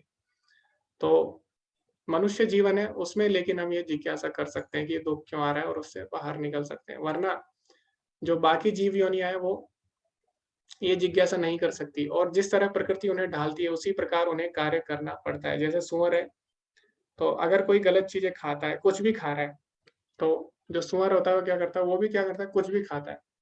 तो उसे पता ही नहीं, उसे आप हलवा दे दो वो भी खा लेगा, वो मल भी खाता है। तो वो अंतर नहीं कर पाता दोनों में। इसी प्रकार जो व्यक्ति कुछ भी खाते हैं, उन्हें पता नहीं सही क्या है, गलत क्या है। तो अगर उन्हें सूअर का शरीर अगर मिल जाता है, तो उस प्रकार इस तो जब ये शरीर मिल गया उस तो उसके बाद क्या हुआ, तो प्रकृति ने उसे इस प्रकार शरीर दे दिया कि उसे ये कार्य अब करना ही पड़ेगा। तो इस प्रकार जो हमारी इच्छाएँ हैं, इनके कारण हम प्रकृति में और ज़्यादा फँस सकते हैं। इसीलिए हमें मनुष्य जीवन का सदुपयोग करना चाहिए। पुरुषः प्रकृतिस्थो हि भुङ्क्ते प्रकृतिजान् गुणा कारणं गुणसङ्गोऽस्य सत् असत् योनि जन्मसु। इस प्रकार जीव प्रकृति के तीनों गुणों का भोग करता हुआ प्रकृति में ही जीवन बिताता है। यह उस प्रकृति के साथ उसकी संगति के कारण है। इस तरह उसे उत्तम तथा अधम योनियाँ मिलती रहती हैं। तो भगवान बोलते हैं जो जीव है, जीव वास्तव में भगवान का अंश है। भगवान क्या है? सच्चिदानंद, यानी शाश्वत है और ज्ञान से परिपूर्ण है और भगवान क्या है? आनंदमय है। तो हमारी जो वास्तविक अवस्था है वो भी क्या है? आनंद से भरी हुई है। लेकिन जब जीवात्मा भोग की इच्छा करती है और प्रकृति के संपर्क में आती है, तो वो भूल जाती है कि वो आत्मा है और अपने भगवान से संबंध को भूल जाती है। जैसे कि आपने देखा हो कई बच्चे होते हैं, वो पढ़ाई करने जाते हैं, जब तक घर में रहते हैं वो गलत काम नहीं करते क्योंकि उन्हें पता रहता है हमारे माता-पिता हैं और माता-पिता के हम लोग संरक्षण में, हमें गलत कार्य नहीं करना चाहिए। हमारे माता-पिता को सही नहीं लगेगा। लेकिन जैसे वो बाहर जाते हैं, वो क्या करते हैं, भूल जाते हैं अपने माता-पिता के बारे में। मेरे पिता ने माता-पिता ने ये काम मना किया था और गलत-गलत कार्य वो करने लग जाते हैं। इसी प्रकार जीवात्मा क्या करती है, जैसे ही भगवान से दूर होने की इच्छा करती है, तो वो क्या करती है, भूल जाती है कि भगवान भी है और हम लोग आत्मा है और इसके कारण वो प्रकृति में फँस जाती है, गलत कार्य करने लग जाती है और इसके कारण क्या होता है, उसे उच्च और निम्न योनियाँ मिलती रहती है। तो कुछ अच्छा कार्य करेगा, तो उसे अच्छी योनियाँ मिल जाएँगी, गलत कार्य करेगा तो उसे निम्न योनि मिल जाएगी और इस प्रकार वो प्रकृति में घूमता रहता है। तो यही कारण है जीवात्मा प्रकृति के संपर्क में जब आती है, तो ये भगवान ने इसमें बताया है। आगे भगवान क्या बोलते हैं कि ये तो जीवात्मा है जो अपने आप को भोक्ता मान बैठती है। जीवात्मा को लगता है कि वही परम भोगी है और जो सारा संसार बना है उसके भोग के लिए बना है। तो वास्तव में जीवात्मा यानी अपने आप को पुरुष मान बैठती है, भोक्ता मान बैठती है, लेकिन वास्तविक भोक्ता इससे ऊपर है। वास्तविक भोक्ता कौन है? भगवान है। यानी सारी जो वस्तुएँ भगवान की है, इसीलिए सारी वस्तुएँ भगवान की सेवा में प्रयोग होनी चाहिए। तो भगवान क्या बोलते हैं? तो भी इस शरीर में एक दिव्य भोक्ता है, जो ईश्वर है, परम स्वामी है और साक्षी तथा अनुमति देने वाले के रूप में विद्यमान है, जो परमात्मा कहलाता है। तो हम अभी अपने आप को भोक्ता मान बैठे हैं, लेकिन भगवान बोलते हैं कि वास्तव में जो भोक्ता है वो कौन है? भगवान स्वयं है। तो हमें ये बात जाननी होगी। और भगवान 5वें अध्याय के लास्ट यानी 29वें श्लोक में क्या बोलते हैं? अगर हमें अपनी जीवन में शांति चाहिए, तो हमें ये मानना होगा भोक्ताराम यज्ञ तपसाम सर्वलोक महेश्वरम, कि भगवान ही सभी यज्ञ तपस्याओं की भोक्ता है। तो जब तक हम अपने आप को भोक्ता मानेंगे, जब तक हम अपने आप को भोक्ता मानते रहेंगे, हम इस संसार में, इस प्रकृति में और ज़्यादा फँसते रहेंगे, फँसते रहेंगे। तो जब तक भोग की इच्छा रहेगी मन में, हम भगवान को प्राप्त नहीं कर सकते। यानी जो वास्तविक आनंद है, उसको हम प्राप्त नहीं कर सकते। इसीलिए जीवन में शांति चाहिए, तो हमें ये मानना होगा कि परम भोक्ता कौन है? भगवान है। तो जब हम भगवान को भोक्ता मानेंगे, भगवान की सेवा करेंगे, तो उससे क्या होगा? उससे फिर जो हमें आनंद मिलेगा, वो वास्तविक आनंद होगा। तो अगर हम भगवान की सेवा करते हैं, उनको हम भोक्ता मानते हैं, तो इससे क्या होता है? इससे हमारा ही लाभ होता है। जैसे मैंने आपको उदाहरण दिया था कि गंगा का पानी है, हम गंगा को ही अर्पित करते हैं, तो इससे गंगा को तो कोई फ़र्क नहीं पड़ता, लेकिन इससे हमारी शुद्धि हो जाती है। तो इसी प्रकार जब हम भगवान को भोक्ता मानते हैं, वास्तविक जो भोक्ता है, और जब हम उनकी सेवा करते हैं, उनको अर्पित करके सारे कार्य करते हैं, तो इससे क्या होता है? इससे हमें जो आनंद मिलता है, वो वास्तविक आनंद होता है। तो तभी हमारे जीवन में शांति आ सकती है। जो व्यक्ति प्रकृति, जीव तथा प्रकृति के गुणों की अंतःक्रिया से संबंधित इस विचारधारा को समझ लेता है, उसे मुक्ति की प्राप्ति सुनिश्चित है। उसकी वर्तमान स्थिति चाहे जैसी हो, यहाँ पर उसका पुनर्जन्म नहीं होता। तो जिसने समझ लिया, क्षेत्र क्या है, क्षेत्रज्ञ क्या है, ज्ञान क्या है, ज्ञान का लक्षण क्या है, प्रकृति क्या है और पुरुष क्या है, तो ये सब भी जिसने समझ लिया, भगवान बोलते हैं उसका पुनर्जन्म नहीं होगा, क्योंकि उसको पता लग जाएगा वास्तव में हम कौन है, भगवान क्या है और हमारे जीवन का उद्देश्य क्या है। अभी जो हम आगे अध्याय पढ़ने वाले हैं, उसमें हम 3 गुणों के बारे में चर्चा करने वाले हैं विस्तार में। अभी भगवान ने प्रकृति के गुणों के बारे में बताया कि किस तरह जीवात्मा प्रकृति के गुणों के संपर्क में आके इस संसार में फँसती है। लेकिन प्रकृति के 3 गुण क्या हैं, उनके लक्षण क्या हैं, उनसे बाहर कैसे निकला जाए, उसके बारे में भगवान आगे आने वाले अध्याय में बताएँगे। भगवान बताएँगे कि जो पूजा भी होती है, वो भी 3 तरह की होती है। जो भी हम कार्य करते हैं, पूरे 3 तरीके के होते हैं। जैसे यहाँ पे आप देख सकते हैं, पढ़ाई भी अगर हम करते हैं, ये भी 3 गुणों में है। सतोगुण में हम ध्यान से पढ़ते हैं, रजोगुण में हम थोड़ा आनंद लेके पढ़ना चाहते हैं, थोड़ा लेट जाते हैं, और तमोगुण में क्या होता है? तमोगुण में ये किताब के ऊपर ही सो गए, यानी पढ़ते नहीं है, नींद और आलस्य इसमें आ जाता है। इस प्रकार हम परीक्षा भी देते हैं, वो भी 3 गुणों में है, जैसे कि आप देख सकते हैं। सतोगुण में यहाँ पे सब लोग अपना-अपना कार्य कर रहे हैं, अच्छे से परीक्षा देते हैं। रजोगुण में ये क्या कर रहा है? ये यहाँ पे नकल करना चाहता है। तमोगुण में तो कोई व्यक्ति कुछ करता ही नहीं, वो सो जाएगा। इसी प्रकार हमारा खाना भी 3 गुणों में विभाजित है। तो जितनी भी चीज़ें हैं, प्रकृति के 3 गुणों के अंडर हो रही है, लेकिन हमें पता ही नहीं है। तो जब तक हमें पता ही नहीं लगेगा कि प्रकृति के 3 गुणों में जो भी हम कार्य कर रहे हैं, कौन से गुण में है, क्या उसके लक्षण हैं, तब तक हम उससे बाहर नहीं निकल सकते। इसीलिए जो आगे आने वाले अध्याय हैं, वो इसके बारे में विस्तार से बताएँगे। इसीलिए उनको समझना बहुत ही ज़्यादा आवश्यक है। आगे भगवान क्या बोल रहे हैं? कुछ लोग परमात्मा को ध्यान के द्वारा अपने भीतर देखते हैं, कुछ लोग ज्ञान के द्वारा और कुछ लोग निष्काम कर्म योग के द्वारा देखते हैं। तो हर तरह से भगवान को लोग देखना चाहते हैं और सभी लोग भगवान से जुड़ना चाहते हैं। लेकिन कई लोग हैं, वो ना ध्यान कर सकते हैं, ना ज्ञान ले सकते हैं, ना ही वो लोग निष्काम कर्म कर सकते हैं। तो उन लोगों का उद्धार कैसे होगा? तो बात ये है, कई लोग हैं वो ध्यान भी नहीं कर सकते लंबे समय तक। जैसे कि आजकल कलयुग में ध्यान नहीं कर सकते लोग। उसके बाद कई लोग हैं उनका ज्ञान में भी रुचि नहीं होती। वो बोलते हैं हमें ज़्यादा पढ़ना-लिखना पसंद नहीं है, तो ऐसे भी लोग हैं। और फिर कई लोग हैं वो निष्काम कर्म भी नहीं कर सकते। वो बोलते हैं कि हम निष्काम कर्म कैसे करेंगे? अभी हमारा हृदय इतना पवित्र नहीं है। तो फिर उनका उद्धार कैसे होगा? तो उनका उद्धार कैसे होगा वो भगवान बताते हैं। ऐसे भी लोग हैं जो यद्यपि आध्यात्मिक ज्ञान से अवगत नहीं होते हैं, अन्य से परम पुरुष के विषय में सुनकर उनकी पूजा करने लगते हैं। ये लोग भी प्रामाणिक पुरुषों से श्रवण करने की मनोवृत्ति होने के कारण जन्म तथा मृत्यु के पथ को पार कर जाते हैं। तो कलयुग में क्या है, किसी के पास समय नहीं है। तो अगर आप किसी को बोलेंगे आप भगवान के बारे में थोड़ा सुन लीजिए, भगवत गीता पढ़िए, तो वो बोलेंगे हमारे पास समय नहीं है। तो जो श्रवणम जो विधि है, यानी पहली विधि जो है भक्ति की, वो क्या है? श्रवणम। तो वो विशेषकर कलयुग के लोगों के लिए ही है। तो यहाँ पे भगवान बोलते हैं जिसकी ज्ञान में रुचि नहीं है, जिसकी ध्यान में रुचि नहीं है, जिसके कर्म में रुचि नहीं है, वो केवल अगर भगवान के बारे में सुन भी ले, तो भी उनका उद्धार हो सकता है। लेकिन सुनना कहाँ से है? प्रामाणिक पुरुषों से, यानी ऐसे नहीं कि आप यूट्यूब पे देख रहे हैं किसी से भी और किसी से भी आप सुन रहे हैं। तो जैसे अगर आपको गणित पढ़नी है, तो आप गणित के टीचर के पास जाओगे, गणित के अध्यापक के पास। इसीलिए अगर आपको भगवान के बारे में सुनना है, भगवान के बारे में जानना है, तो हमें भगवान के भक्तों की शरण में जाना चाहिए। तो जब हम भगवान के भक्तों की शरण में जाते हैं, केवल अगर हम भगवान के बारे में सुन भी लेते हैं, उसी से हम क्या कर सकते हैं? सारा लाभ प्राप्त कर सकते हैं। तो ये भगवान ने अंत में बोल दिया। तो जैसे यहाँ पे उदाहरण भी दिया गया, जो कपिल मुनि थे, उनकी माता जो थी देवहूति, तो उनको तो इतना ज्ञान नहीं था, लेकिन उन्होंने क्या किया? भगवान के बारे में केवल सुनने मात्र से ही सारा लाभ प्राप्त कर लिया और जन्म मृत्यु के जो सागर है उसको पार कर लिया। तो इसीलिए हमें क्या करना चाहिए? सुनना चाहिए, ध्यान से सुनना चाहिए भगवान के बारे में। हे भरतवंशियों में श्रेष्ठ, यह जान लो कि चर तथा अचर जो भी तुम्हें दिख रहा है, सब कर्म क्षेत्र तथा क्षेत्र के ज्ञाता का संयोग है। तो हमने पहले भी चर्चा की थी कि जो भी चीजें हमें संसार में दिख रही है, जड़ और चेतन है। तो जड़ वस्तुएं हैं, चेतन वस्तुएं हैं, भगवान की अपरा शक्ति है, पराशक्ति है। तो वही अपरा शक्ति और पराशक्ति यहाँ पे इस अध्याय में किस रूप में बताई गई है? क्षेत्र और क्षेत्रज्ञ के रूप में। जो क्षेत्र है यानी शरीर है, वो क्या है? भगवान की अपरा शक्ति है। और जो क्षेत्रज्ञ है यानी आत्मा, वो भगवान की पराशक्ति है। तो सभी चीजें इसके संयोग से बनी है, जड़ और चेतन।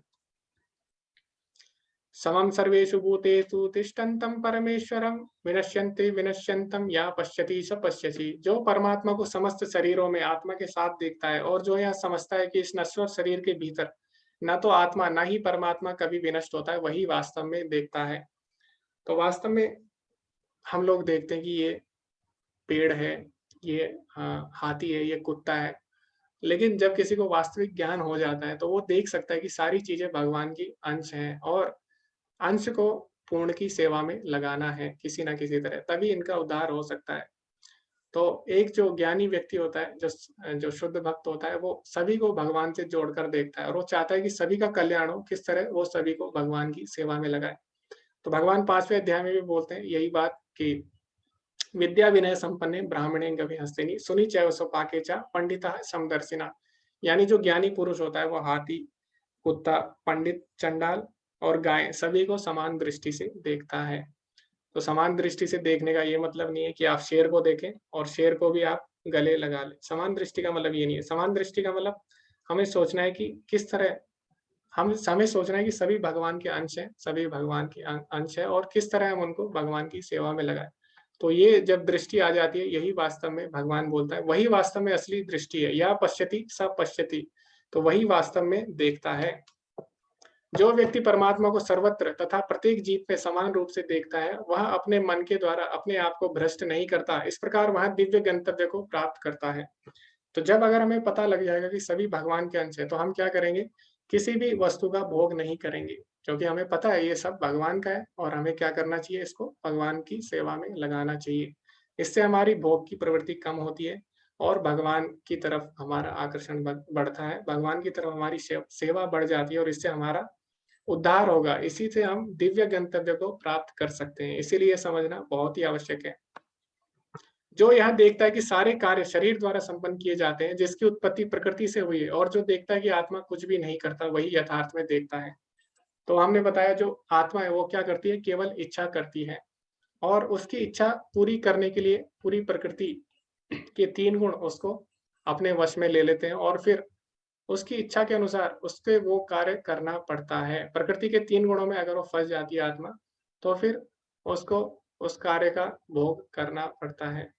तो इसीलिए ये जो इच्छा है भोग की, इसको हमें त्यागना होगा और इच्छा हमारी जो भगवान ने स्वतंत्र की है, यानी उसको हम भगवान की सेवा में भी लगा सकते हैं और अपने भोग के लिए। तो अगर हम अपने भोग के लिए लगाएँगे तो हम प्रकृति में फँस जाएँगे और प्रकृति के गुणों में हमें कार्य करना होगा। लेकिन अगर हम वही इच्छा भगवान की सेवा में लगाएँगे, तो उसी प्रकृति के 3 गुणों से हम भगवान को प्राप्त कर सकते हैं। जैसे अभी सारी चीज़ें प्रकृति के 3 गुणों से बनी है और 3 गुणों के अंदर आती हैं। लेकिन वही चीज़ें हमें छुटकारा भी दिला सकती है अगर हम भगवान की सेवा में लगाएँ। जैसे कि मान लीजिए दूध है, तो अगर हम दूध पीते हैं बहुत ज़्यादा तो हमारा क्या होगा? पेट खराब हो जाएगा। लेकिन वही दूध हमारा इलाज भी कर सकता है कैसे? अगर हम उसको दही बनाकर पिएँगे। इसी प्रकार जितनी भी वस्तुएँ अगर हम इनको अपने भोग में उपयोग करेंगे, तो इससे हम और ज़्यादा फँसते रहेंगे इस संसार में, प्रकृति के गुणों में। लेकिन अगर हम इन्हीं वस्तुओं को भगवान की सेवा में लगा दें, तो हम इन्हीं वस्तुओं से भगवान को प्राप्त भी कर सकते हैं। तो हमें कोई भी चीज़ त्यागनी नहीं है, भगवान की सेवा में लगानी है। तो यहाँ पे बोला गया है आत्मा कुछ नहीं करता। आत्मा कुछ नहीं करता मतलब ये नहीं है कि आत्मा कुछ है ही नहीं। आत्मा एक इच्छा करता है, उसके बाद वो क्या करता है, जब प्रकृति के 3 गुणों में फँस जाता है, तो प्रकृति के 3 गुण उससे करवाते हैं। लेकिन उसको ऐसा लग रहा होता है अज्ञानता के कारण कि वो वास्तव में कर रहा है, जबकि प्रकृति के 3 गुण उससे करवा रहे होते हैं। तो जैसे एक बच्चा होता है, बच्चे को अगर गुब्बारा पसंद आ गया, ठीक है? आपने देखा होगा एक वीडियो कई वीडियो उसमें क्या होता है आइसक्रीम के लिए बच्चे जाते हैं और आइसक्रीम वाला जिधर आइसक्रीम करता है उधर ही वो हाथ करते हैं। यानी आइसक्रीम वाला जिधर उनको नचाना चाहता है उधर ही वो नाचते हैं। तो इसी प्रकार जीवात्मा भी है, आत्मा क्या करती है जब भोग की इच्छा उसके मन में आ जाती है तो प्रकृति के 3 गुण फिर क्या करते हैं उसको नचाते हैं और उसको लगता है कि वास्तव में वो कर रहा है लेकिन वास्तव में कर कौन रहा होता है प्रकृति के 3 गुण। तो इसका मतलब ये है। यद्यपि आकाश सर्वव्यापी है किंतु अपनी सूक्ष्म प्रकृति के कारण किसी वस्तु से लिप्त नहीं होता। इसी तरह ब्रह्म दृष्टि में स्थित आत्मा शरीर में स्थित रहते हुए भी शरीर से लिप्त नहीं होती। तो ब्रह्म यहाँ पे बोला गया है ब्रह्म दृष्टि में स्थित आत्मा यानी जो आत्मा भगवान की सेवा में लगी है, वो शरीर में रहते हुए भी इस शरीर से लिप्त नहीं होती। यानी हमें इस शरीर में रह के भी हम भगवान की अनुभूति कर सकते हैं। ऐसा नहीं है कि कई लोग बोलते हैं कि भगवान को प्राप्त करना है तो उसके लिए हमें मरना होगा, नहीं। यहाँ पे बोल रहे हैं कि जो आत्मा है, अगर वो भगवान से जुड़ जाती है तो इस शरीर में रह के भी वो उसकी अनुभूति कर सकती है। तो यहाँ पे उदाहरण दिया गया आकाश का। तो आकाश पूरी जगह व्याप्त है लेकिन फिर भी क्या है, सबसे अलग है। तो इसी प्रकार जो जब हम भक्ति में लग जाते हैं, भगवान की सेवा करते हैं, तो हम भौतिक संसार में होते हुए भी, हम भौतिक शरीर में होते हुए भी उससे लिप्त नहीं होते। तो यहाँ पे ये बताया गया है। हे भरत पुत्र, जिस प्रकार सूर्य अकेले इस सारे ब्रह्मांड को प्रकाशित करता है, उसी प्रकार शरीर के भीतर स्थित एक आत्मा शरीर को चेतना से प्रकाशित करता है। तो जो चेतना है वो आत्मा का लक्षण है। तो कैसे पता लगेगा किसी में आत्मा है, किसी में नहीं है? चेतना से पता लगता है। जिसमें चेतना है तो उसमें आत्मा है, क्योंकि चेतना किसका लक्षण है? आत्मा का लक्षण है। तो आपने देखा होगा हमारे जो बाल हैं, हमारे नाखून हैं, हम इनको इतना सजाते हैं और जैसे ही किसी के खाने में ये बाल आ जाता है या नाखून आ जाता है तो उसको बहुत ज़्यादा क्रोध आ जाता है। क्यों? क्योंकि जब तक ये शरीर से जुड़े हैं, जब तक ये आत्मा से जुड़ा है शरीर, तभी तक इसकी वैल्यू होती है। जब कोई मर जाता है या ये जो शरीर से आत्मा निकल जाती है, शरीर से चेतना भी चली जाती है और जब चेतना चली जाती है, तो उस शरीर को कोई भी पसंद नहीं करता, ठीक है? जैसे तो यही इसमें भगवान बताते हैं कि जो शरीर में चेतना है, वो किसके कारण है? आत्मा के कारण है। और जब आत्मा चली जाती है, चेतना भी शरीर से चली जाती है, उसके बाद इस शरीर से जो आसक्ति है, वो भी सबकी खत्म हो जाती है। जो लोग ज्ञान के चक्षु से शरीर तथा शरीर के ज्ञाता के अंतर को देखते हैं और भवबंधन से मुक्ति की विधि को भी जानते हैं, उसे उन्हें परम लक्ष्य प्राप्त होता है। तो ज्ञान के चक्षु यहाँ पे बोला गया है। तो दिव्य ज्ञान बहुत ही ज़रूरी है समझने के लिए आत्मा और परमात्मा के अंतर को। और जो ये भव बंधन है इससे मुक्त होने के लिए दिव्य ज्ञान ज़रूरी है। तो दिव्य ज्ञान हमें कैसे प्राप्त होगा? गुरु, साधु और शास्त्र की शरण में जाके। तो इसी के साथ ये अध्याय समाप्त होता है। अंत में प्रभुपाद जी बोलते हैं, इस 13वें अध्याय का तात्पर्य यही है कि मनुष्य को शरीर, शरीर के स्वामी तथा परमात्मा के अंतर को समझना चाहिए। उसे श्लोक 8 से लेके 12 तक यानी जो ज्ञान के लक्षण हैं, उसमें वर्णित मुक्ति की विधि को जानना चाहिए, तभी वहाँ परम गति को प्राप्त हो सकता है। श्रद्धालु को चाहिए कि सर्वप्रथम ईश्वर का श्रवण करने के लिए सत्संगति करे और धीरे-धीरे प्रबुद्ध बने। तो जो श्रवण की विधि है, उसको यहाँ पे भगवान ने भी बताया है और भगवान भी यही बोल रहे हैं कि हमें अगर ज्ञान में ज़्यादा रुचि नहीं है आपको पढ़ने में, तो आप केवल उसके बारे में सुन सकते हैं, कम से कम इतना हम कर सकते हैं। यदि गुरु स्वीकार कर लिया जाए तो पदार्थ तथा आत्मा के अंतर को समझा जा सकता है और वही अग्रिम आत्म साक्षात्कार के लिए शुभारंभ बन जाता है। गुरु अनेक प्रकार के उपदेशों से अपने शिष्य को देहात्म बुद्धि से मुक्त होने की शिक्षा देता है। उदाहरणार्थ भगवत गीता में कृष्ण अर्जुन को भौतिक बातों से मुक्त होने के लिए शिक्षा देते हैं। तो यहाँ पे भगवान ने अंत में बोला कि ज्ञान के चक्षुओं से हम आत्मा और शरीर के अंतर को देख सकते हैं और तभी हम उससे जो भौतिक जीवन है उससे बाहर निकल सकते हैं और भगवान की प्राप्ति कर सकते हैं। लेकिन प्रश्न ये आता है कि ज्ञान के चक्षु हमें देगा कौन? तो जो लोग जल्दी आते हैं उन्हें पता है, हम मंगलाचरण में क्या बोलते हैं? ओम अज्ञानतिमिरान्धस्य ज्ञानाञ्जनशलाकया चक्षुरुन्मीलितं येन तस्मै श्री गुरुवे नमः। तो जो गुरु होता है उसका काम क्या होता है? गुरु हमें ज्ञान का चक्षु देता है जिससे हम भगवान को देख सके। तो इसीलिए भगवान ने बताया ज्ञान में कि ज्ञान का एक लक्षण क्या है? आचार्योपासनम, यानी आचार्य की शरण में जाना। तो इसीलिए हमें आचार्य की शरण में जाना चाहिए, तभी हमें ज्ञान के चक्षु मिलेंगे, तभी हम आत्मा और पदार्थ के अंतर को समझ पाएँगे और तभी हम भौतिक जीवन यानी भौतिक संसार से मुक्त हो पाएँगे। मनुष्य यह तो समझ सकता है कि शरीर पदार्थ है और इसे 24 तत्वों में विश्लेषित किया जा सकता है। जीवन के लक्षण इन्हीं तत्वों की अंतर्क्रिया यानी विकार है, किंतु इनसे भी ऊपर आत्मा और परमात्मा है। आत्मा तथा परमात्मा 2 हैं। यह भौतिक जगत आत्मा तथा 24 तत्वों के संयोग से कार्यशील है। मनुष्य को चाहिए कि गुरु की सहायता से अध्याय को भली-भांति समझ ले। तो हमने देखा कि ये जो शरीर है 24 तत्वों से बना है और हमने हर तत्व के बारे में चर्चा की। तो लेकिन जब हमें दिव्य ज्ञान प्राप्त हो जाता है गुरु की शरण में जाके, तो हम पता लगा सकते हैं कि हमारा जो अस्तित्व है इस शरीर से परे है। इस शरीर से परे भी 2 चीज़ है, वो कौन है? आत्मा और परमात्मा, और हम उनके संबंध को जान पाते हैं।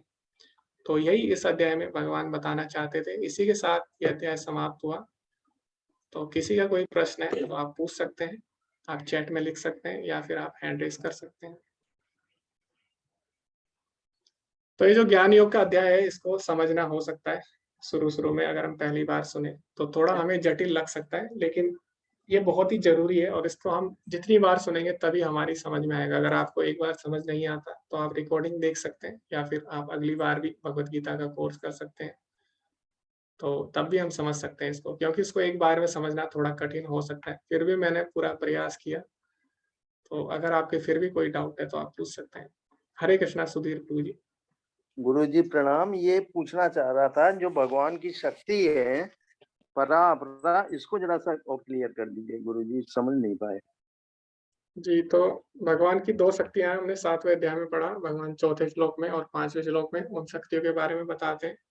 तो अपरा शक्ति जो है वो जो अ, जो पंच महाभूत हैं और मन, बुद्धि, अहंकार यानी जो भौतिक तत्व है वो भगवान की अपरा शक्ति है और भगवान बोलते हैं इससे परे मेरी एक शक्ति है, वो कौन है? आत्मा।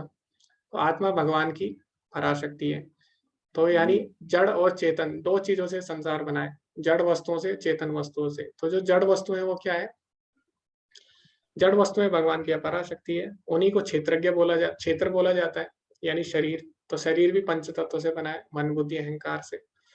तो ये भगवान की अपराशक्ति है या जड़ इसको बोलते हैं और एक भगवान की चेतन शक्ति है या पराशक्ति है जिसको आत्मा बोलते हैं या फिर जिसको क्षेत्रज्ञ बोलते हैं। इस अध्याय में उसको क्षेत्रज्ञ बोला गया। ठीक है प्रभु तो जी?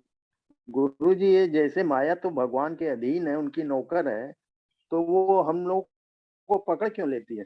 जी, माया हमको नहीं पकड़ती, हम लोग माया को पकड़ते हैं। अच्छा। जब हम भोग करना चाहते हैं तो हम लोग माया को पकड़ना चाहते हैं। माया कभी नहीं बोलती कि आप मेरे पास आओ। जैसे बिजली की तार होती है ना, जी। बिजली की तार कभी नहीं बोलती कि आप मेरे में पैर रखो। हम लोग ही पैर रखते हैं उसपे। फिर क्या होता है हमको झटका लगता है ना। तो फिर जी। इसी तरह माया भी है। माया कभी नहीं बोलती आप मेरे में पैर रखो, लेकिन क्योंकि हमारी भोग की इच्छा के कारण हम लोग खुद माया के पास जाते हैं और उसके बाद हमको भी झटका लग जाता है। तो माया तो बल्कि हमें दुःख दे के हमें भगवान के पास वापस भेजती है। माया बोलती है, माया के पास हम जाते हैं अच्छा। भोग के लिए, लेकिन माया क्या करती है? माया लास्ट में हमें दुःख देती है और बताती है कि तुम्हारी जगह यहाँ पे नहीं है, भगवान की सेवा में है। यानी तुम मेरी हाँ। सेवा शरण में मत आओ, भगवान की शरण में जाओ। तो माया एक तरह से हमारे अंदर जो भोग की इच्छा आती है, उसका अंत कर देती है बाद में। लेकिन जब तक हमारे मन में भोग की इच्छा रहेगी, हम लोग खुद ही माया के पास जाना चाहते हैं। ठीक है प्रभु जी?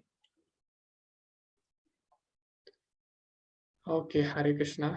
अभी हम जाते हैं रत्नेश प्रभु जी के पास। हरे कृष्णा रत्नेश प्रभु जी। हरे कृष्णा प्रभु जी।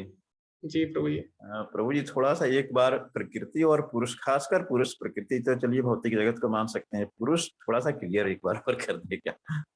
जी, तो प्रकृति जितने भी यहाँ पे कार्य और कारण हो रहे हैं, यानी कॉज़ एंड इफेक्ट आपने सुना होगा, इंग्लिश में इसको बोले। जी। तो इसके पीछे जो है वो भगवान बोलते हैं वो कौन है? इसकी हेतु प्रकृति है।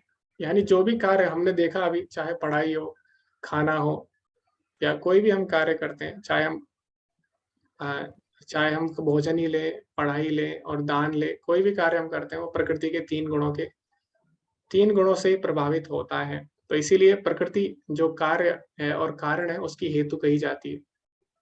और पुरुष क्या है? पुरुष है जो प्रकृति का भोग करना चाहता है। पुरुष का मतलब होता है भोक्ता। लेकिन भगवान बताते हैं वास्तव में जो परम भोक्ता है वो कौन है? परम पुरुष है, वो है भगवान। तो वास्तव में सारी चीज़ें किसकी हैं? भगवान की है। इसीलिए जो क्योंकि पुरुष प्रकृति के संपर्क में आता है, वो अपने आप को भोक्ता मान बैठता है। उसको लगता है कि ये प्रकृति उसकी है और भोग करना आरंभ कर देता है। लेकिन भगवान बोलते हैं परम पुरुष, वो वास्तव में असली भोक्ता है। और जब हम जान लेते हैं कि भगवान असली भोक्ता है, तभी हम प्रकृति से बाहर निकल सकते हैं। ठीक है प्रभु जी? ये भगवान इसमें बताते हैं। तो सर मतलब ये प्रभु जी, पुरुष के मतलब 2 स्टेज हो गए, एक तो एक जी, जीवात्मा और फिर जी, जी। ऐसा। जी, जी। अ, अच्छा अच्छा जी, हरे कृष्ण। हरे कृष्ण। तो जीवात्मा जब माया में आता है, प्रकृति के गुणों में, तो अपने आप को भोक्ता मानने लगता है वो। लेकिन वास्तव में जो परम भोक्ता है वो भगवान है। तो भोक्ता भी 2 हैं, पुरुष भी 2 हैं। एक तो पुरुष आत्मा होगी, एक पुरुष हो गया परम पुरुष यानी भगवान। हरे कृष्णा सुलता माता जी। हरे कृष्ण प्रभु जी।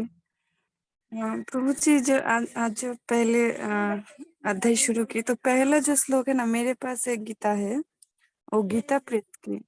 तो जी, उसमें ना श्री भगवान उवाच ऐसे पहला श्लोक आया, और जी, जी। अर्जुन उवाच ऐसे तो नहीं आया। फिर दूसरे गीता थे तो उसमें देखा, हाँ अर्जुन उवाच करके ऐसा है। तो ऐसे क्यों? आई मीन जी, माता जी, गीता वो हमको नहीं पता जो गीता प्रेस ने लिखी है, वो कौन से उससे लिखी है उन्होंने। क्योंकि भगवत गीता में कुल 700 श्लोक हैं और उन 700 श्लोक को हमने विभाजित नहीं किया। उनको महाभारत में जो व्यास देव जी हैं, उन्होंने विभाजित किया है चैप्टर्स में। तो हमने जो भगवत गीता यथारूप है, वो महाभारत में जिस तरह व्यास देव जी ने विभाजित किया, उसी तरह विभाजित किया गया है।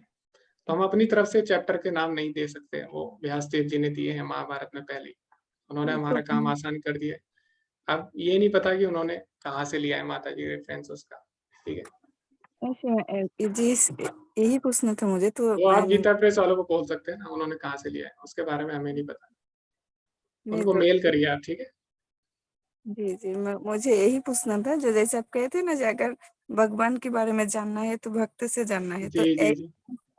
ऐसी कोई बात है क्या जो मुझे कौन सी गीता पढ़ना है? तो इसमें भी ऐसे आते हैं जो जी, यही चीज़ का कोई ऐसे मैं प्रामाणिक संस्था से गीता लेकर पढ़ना है। जी माता जी। तो हमने पहले दिन ही चर्चा की थी कि हमें क्यों भक्तों की गीता पढ़नी है, क्योंकि भगवान और अभी भी हमने बताया भगवान स्वयं बोलते हैं कि हमें भक्तों से भगवान के बारे में सुनना चाहिए। और हमें पता है प्रभुपाद जी भगवान के शुद्ध भक्त हैं, उन्होंने पूरी जीवन भगवान की सेवा में लगाया है। अंतिम साँस तक वो भगवान के नाम का प्रचार करते रहे। इसलिए हम प्रभुपाद जी की जो टीकाएँ, टिप्पणी है उनको पढ़ते हैं। हमें भक्तों की टीकाएँ पढ़नी चाहिए, टिप्पणी पढ़नी चाहिए। उसके अलावा जो लोग हैं, बाकी लोग उनके बारे में हमको नहीं पता। इसीलिए हम सबसे पहले प्रभुपाद जी की जो अपने भगवद गीता को समझा है, उस तरीके से समझते हैं। उसके बाद हम बाकी गीता पढ़ सकते हैं। ठीक है माता जी? धन्यवाद प्रभु जी। जी, जी। हरे कृष्ण। तो एक इक्वेशन होती है, जैसे हम पढ़ते हैं, ठीक है? हम लोग फिज़िक्स पढ़ते हैं, मैथ्स पढ़ते हैं, तो फिज़िक्स वही होती है, लेकिन एक टीचर उसको अलग तरीके से समझाता है, दूसरा टीचर उसको अलग तरीके से समझाता है। लेकिन हमें सारे टीचर पसंद नहीं आते, हमें कुछ ही टीचर पसंद आते हैं।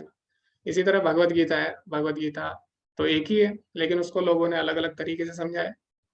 लेकिन उसको अच्छी तरह से कौन समझा सकता है? जो भगवान के भक्त हैं।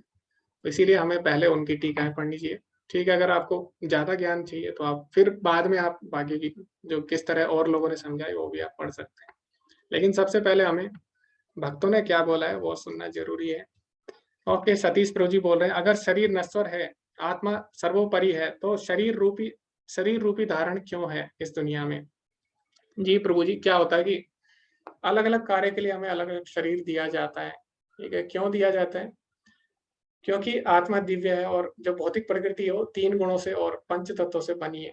तो इससे अगर हमें संपर्क करना है तो हमें उसी के 3 गुणों में और उसी के रूप में आना पड़ता है 3 गुणों के। तो इसीलिए हमें शरीर दिया जाता है। इसका भोग करने के लिए हमें एक शरीर लेना पड़ता है। जैसे कि आपको मान लो अभी पानी में जाना है। अगर आपको समुद्र में जाना है तो आपको क्या करना पड़ेगा? आपको उस हिसाब से कपड़े पहनने पड़ेंगे ना, समुद्र के हिसाब से। अगर आपको समुद्र के अंदर जाना है, आपने देखा होगा वो अलग कपड़े पहनते हैं।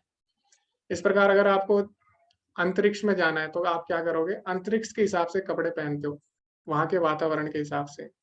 वैसे वहाँ पे वातावरण नहीं होता, लेकिन आप वहाँ के हिसाब से कपड़े पहनते हो। इसी प्रकार आप अगर कोई आपने देखा होगा जब मोटरसाइकिल चलाते हैं, कई रेस होती है, तो वहाँ पे उस हिसाब से वो कपड़े पहनते हैं। तो इसी प्रकार हर चीज़ के लिए हमें जब अलग-अलग भोग करने होते हैं, उसके लिए क्या होते हैं, भगवान हमें अलग-अलग शरीर देते हैं, ठीक है?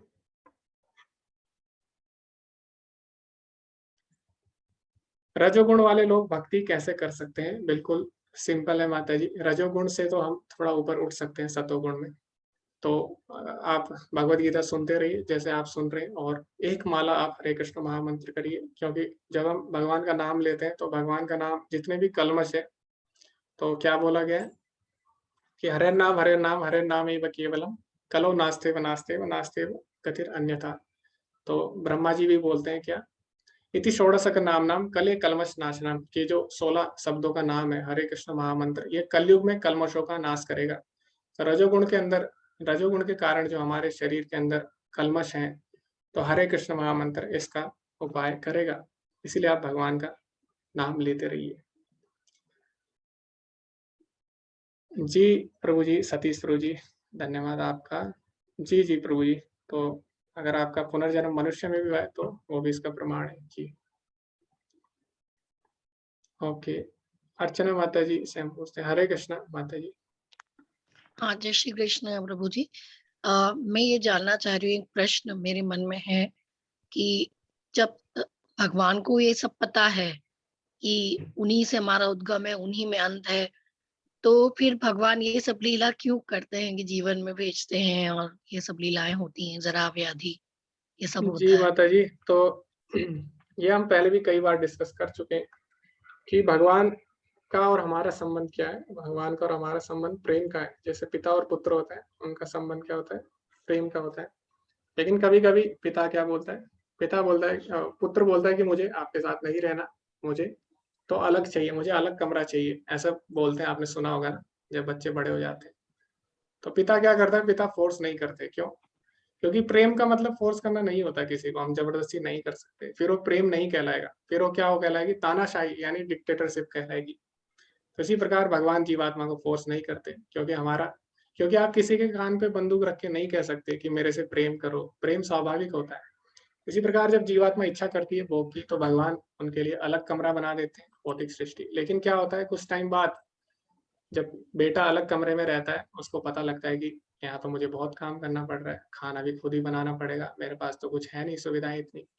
और धीरे-धीरे जब उसे पता लगता है कि वास्तव में उसके पिता का और उसका संबंध बहुत ही मधुर है, और उसके पिता उससे बहुत प्रेम करते हैं। कब पता लगता है, जब वो पिता से दूर हो जाता है। इसी प्रकार जब जीवात्मा भगवान से दूर हो जाती है, भगवान उनको ठीक है अलग कमरा दे देते हैं कुछ टाइम के लिए, लेकिन कुछ टाइम तो वो सही रहते हैं, लेकिन बाद में क्या होता है, उन्हें पता लगने लग जाता है कि वास्तव में ये संसार तो दुखों से भरा हुआ है, और जब तक ये पता नहीं लगेगा, तब तक हम भगवान के पास कैसे जाएँगे?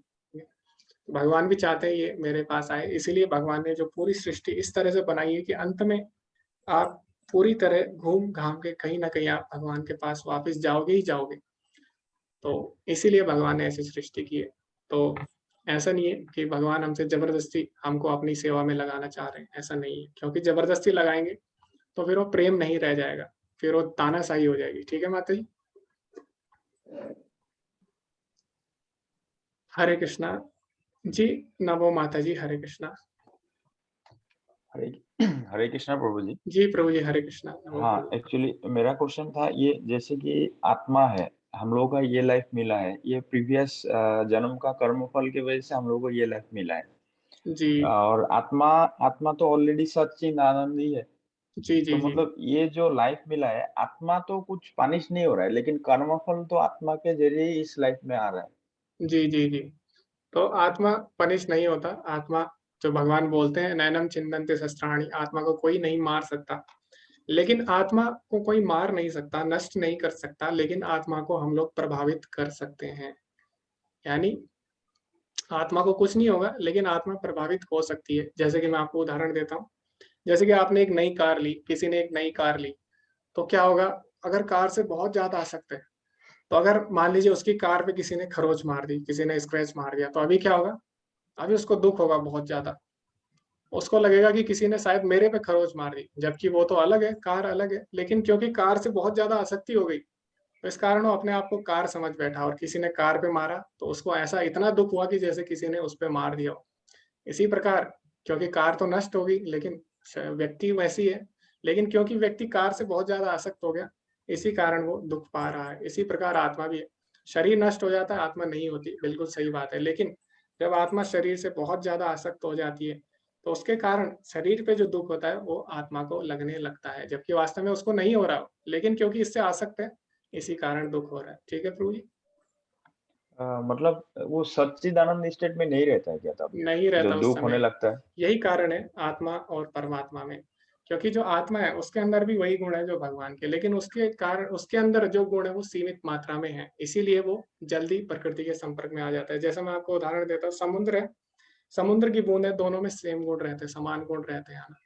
जैसे आप अगर ब्लड टेस्ट कराते हो, तो डॉक्टर क्या करता है, आपकी थोड़ा सा खून लेता है, उससे पता लगा लेता है कि पूरा खून कैसा है, क्योंकि आपकी एक छोटी सी बूंद में भी वही गुण है जो आपके पूरे शरीर में खून में है। इसी प्रकार अगर हमें समुद्र के बारे में पता करना है, समुद्र के पानी के क्या लक्षण है, तो हम थोड़ी सी एक बूंद ले लेते हैं। लेकिन अगर मैं चाहूँ तो बूंद को आसानी से मैं गंदा कर सकता हूँ, उसमें मैं आसानी से कुछ भी डाल के उसको जैसा चाहे वैसा कर सकता हूँ, लेकिन जो समुद्र है उसको मैं नहीं कर सकता, क्योंकि समुद्र बहुत बड़ा है। इसी प्रकार आत्मा भी सच्चिदानंद है, भगवान के अंश है, भगवान भी सच्चिदानंद है, लेकिन दोनों में अंतर क्या है, जो हमारे अंदर गुण है वो एक सीमित मात्रा में, इसी कारण हम प्रकृति में फंस जाते हैं और भगवान नहीं फंसते। ठीक है प्रभु जी? हरे कृष्ण प्रभु जी। और एक जी। क्वेश्चन था, एक्चुअली जब मैं छोटा था तब कृष्ण बोल के एक सीरियल आता था, तो वहां पे जो भगवान श्री कृष्ण को पोर्ट्रेट किया गया था, तो अभी मैं जब आंख बंद करके भक्ति करता हूँ तो मतलब वो वाला पोर्ट्रेट आता है सामने। और एक क्वेश्चन था, जैसे कि हम लोग का श्री विग्रह रहता है भगवान जी के, वो डिफरेंट जगह पे डिफरेंट डिफरेंट आकार के रहते हैं, तो दैट मीन्स हम कहीं भी आकार में भगवान को स्थापित करके उसको पूजन कर सकते हैं क्या, या फिर ऐसे वो डेसिग्नेटेड वो वाला ही जी, आकार चाहिए? कई जगह ऐसा हुआ है कि भगवान स्वयं प्रकट हुए हैं, मतलब जो विग्रह है, विग्रह रूप में भगवान स्वयं प्रकट हुए हैं, तो वहां पे अलग अलग आकार रहते हैं। जैसे कि अभी हम देखें महाराष्ट्र में जो विट्ठल जी हैं वो अलग उसमें है पोस्चर में, जगन्नाथ जी जो है वो अलग पोस्चर में। तो वो जो विग्रह है उनके पीछे अलग कहानी है। लेकिन अगर आप खुद से कोई विग्रह बनाते हैं तो विग्रह कैसा होना चाहिए, क्या उसका आकार होना चाहिए, कैसी उसकी आंखें होनी चाहिए, ये हम अपनी मर्जी से नहीं बना सकते। ये हमारे पंचरात्र शास्त्रों में दिया है कि विग्रह कैसे होने चाहिए, उसकी विधि कौन से धातु का होना चाहिए, कौन से पदार्थ का होना चाहिए, सारा हमारे पंचरात्र शास्त्रों में दिया है प्रभु जी, उसके अनुसार हम बनाते हैं।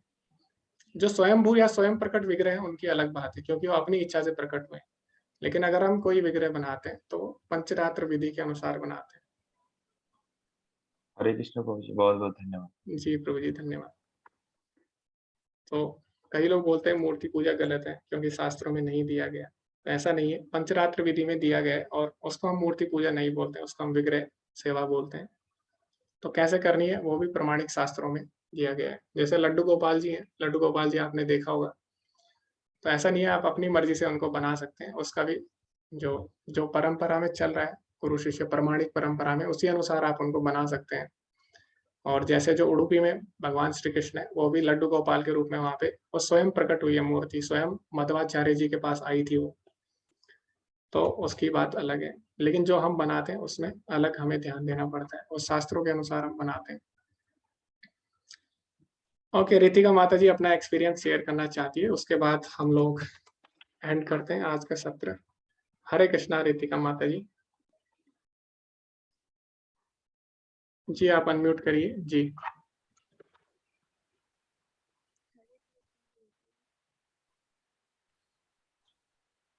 जी आप बोलिए, आपकी आवाज नहीं आ रही है। हरे कृष्णा जी, आपकी आवाज नहीं आ रही है माता जी, बहुत ही कम आ रही है। आप क्या करिए, शायद माता जी आपने अगर ईयरफोन लगाया तो आप उसको हटा सकते हैं, शायद उसके कारण हो रहा है ऐसा। हरे कृष्णा गुरु जी। जी माता जी, अभी आपकी आवाज आ रही है, आप बता सकते हैं अपना एक्सपीरियंस। गुरुजी, मैं अपना एक्सपीरियंस आपके साथ 2-3 दिन से शेयर करना चाहती हूँ, पर टाइम खत्म हो जाता है जैसे ही मेरी टर्न आती है। जी माता जी, आज भी टाइम पहले खत्म हो चुका है, लेकिन आप क्योंकि 2-3 दिन से बोल रहे हैं, इसीलिए आप बोल सकते हैं माता जी।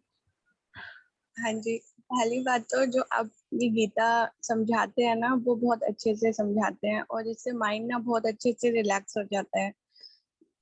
काफ़ी टाइम से मतलब मैं थोड़ा टेंशन में चल रही थी, पर जब मैं आपको सुनती हूँ ना, तो मेरी थोड़ी प्रॉब्लम ना कम हो जाती है माइंड से।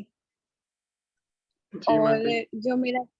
जो मेरा एक्सपीरियंस है मैं आपको शेयर करना चाहती हूँ कि मतलब मेरी शादी से पहले मेरे जो सामने नेबर आंटी थी, वो लड्डू गोपाल की पूजा करती थी। वो मेरे को हमेशा बोलती थी कि तू भी किया कर लड्डू गोपाल की पूजा। तो मैं उनको बोलती नहीं नहीं, मैं नहीं करूंगी। जब तक ये मेरे पास खुद नहीं आएंगे ना, तो तब तक मैं नहीं करूंगी।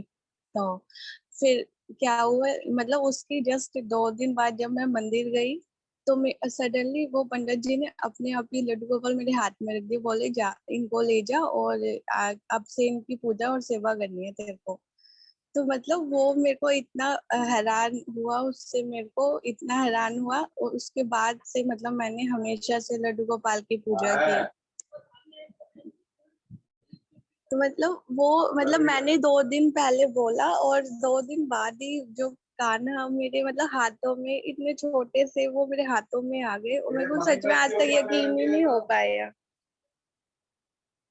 जी माता जी। तो ये, हाँ जी, और उनके आने के बाद मेरी लाइफ एकदम चेंज हो गई। और जब भी मैं अब किसी को बात करती हूँ कि कृष्णा ने ऐसे किया, कृष्णा ने वो किया, मतलब जो मेरी लाइफ में मतलब मैं पा नहीं सकती थी ना, उन्होंने मुझे वो भी दिया। और वो दे रहे हैं आज तक। पर अभी थोड़े दिन पहले पता नहीं मैं थोड़ा डिस्टर्ब हो गई थी। तो मतलब आप थोड़ा सा मतलब ये सुनने में आपको अजीब सा लगेगा, मैं उनसे ना लड़ाई कर लेती हूँ जब भी मतलब कुछ मेरे को टेंशन होती है, तो मैं उनको बोलती हूँ कि नहीं, आज के बाद मैं बातें नहीं करूंगी, पूजा भी नहीं करूंगी, मेरे को नहीं करनी बात। फिर सब ठीक हो जाता है थोड़े दिन में। बस जी माता यही जी। इतना सा। हाँ जी, यही शेयर करना था मेरे को। तो अब मेरे को अच्छा सा लग रहा है, सब अपना एक्सपीरियंस शेयर करते थे, तो मैंने कहा मैं भी अपना एक्सपीरियंस शेयर करती हूँ। जी माता जी, बहुत ही अच्छा लगा आपका अनुभव सुन के। तो इस प्रकार भगवान को अगर हम चाहते हैं सेवा करना, तो भगवान कुछ न कुछ हाँ व्यवस्था ज़रूर करते हैं। तो भगवान हाँ जी, हाँ की वाणी जो भगवद गीता में, इसमें हमारा और ज़्यादा विश्वास बढ़ जाता है, जब हम सुनते हैं किस हाँ प्रकार जी, भगवान भक्तों की सहायता करते हैं। जी, हाँ जी। जी माता जी, धन्यवाद हर अपना अनुभव सुनाने सुनाने के लिए। हरे कृष्णा। ओके, तो एक बार अभी हमारे पास समय हो चुका है, लेकिन छोटी-सी कहानी मैं सुनाना चाहता हूँ। एक बार एक व्यक्ति प्रभुपाद जी के पास आता है, तो आपको पता है प्रभुपाद जी जब अमेरिका गए तो वहाँ पे हिप्पी लोग रहते थे, वो नशा करते थे, गलत-गलत काम करते थे। तो कई बार प्रभुपाद जी जब पढ़ा रहे होते थे, जब लेक्चर दे रहे होते थे, तो बीच-बीच में कई हिप्पी लोग आ जाते थे नशा करके और वो खड़े हो जाते थे।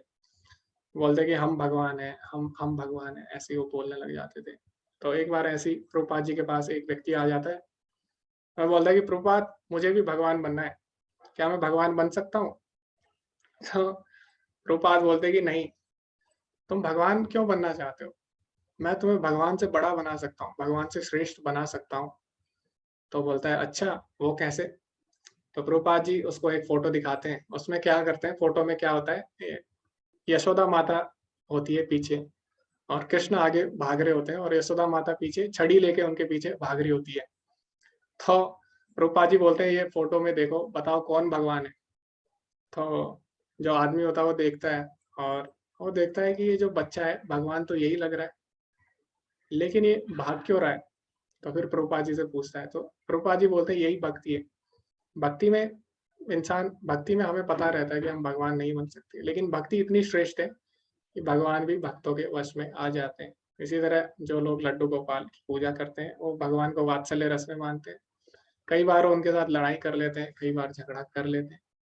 तो ऐसा होता है और ऐसा केवल भक्ति में ही हो सकता है। भक्ति में जो व्यक्ति है वो भगवान इतने प्रसन्न हो जाते हैं कि अपने से श्रेष्ठ उसको पद दे देते हैं, यानी यशोदा माता को वो माता का पद दे देते हैं अपनी। जबकि भगवान के तो कोई माता-पिता नहीं है। लेकिन भगवान अपने से श्रेष्ठ पद उनको दे देते हैं। तो ये केवल भक्ति के द्वारा ही संभव है, इसीलिए हम सभी को भक्ति करते रहना चाहिए। ओके। भक्ति और स्मरण में क्या अंतर होता है? भक्ति का एक अंग है स्मरण। भक्ति के 9 अंग हैं, जिसे नवदा भक्ति बोले जाते हैं। उसमें श्रवणम यानी सुनना, कीर्तनम भगवान का कीर्तन करना, जप करना, और फिर तीसरा है स्मरणम यानी भगवान का चिंतन करना। तो जब हम भगवान के बारे में हम सुनेंगे, श्रवणम अच्छा होगा तो उससे क्या होगा, हम भगवान के बारे में अच्छा बोलेंगे, कीर्तनम अच्छा होगा, उसके बाद सुनेंगे, बोलेंगे तो उससे क्या होगा, भगवान का स्मरणम होगा। ठीक है, तो ये भक्ति के ही अंग में से एक है स्मरणम। ओके, बहुत समय हो चुका है, ये रिकॉर्डिंग भेज दूंगा मैं जितनी मेरे पास है, क्योंकि 12वां और 5वां अध्याय मैंने नहीं लिया था, तो उसकी मैं पहले की रिकॉर्डिंग भेज दूंगा आपको। ठीक है, तो धन्यवाद आप सभी का अंत तक बने रहने के लिए। अभी बहुत समय हो चुका है, तो आज के सत्र को हम यहीं पे विराम देते हैं, और कल के अध्याय में हम पढ़ने वाले हैं माया के 3 गुणों के बारे में। तो आप सभी लोग बने रहिए। हरे कृष्णा। ध्रुव। हरे कृष्ण प्रभु जी। वांछाकल्पतरुभ्यश्च कृपा सिन्धुभ्येव च पतितानां पावनेभ्यो वैष्णवेभ्यो नमो नमः। अनंत कोटि वैष्णव वृंद की जय। श्रील प्रभुपाद जी की जय। हरे कृष्ण। हरे कृष्णा। धन्यवाद आप सभी का। हरे कृष्ण।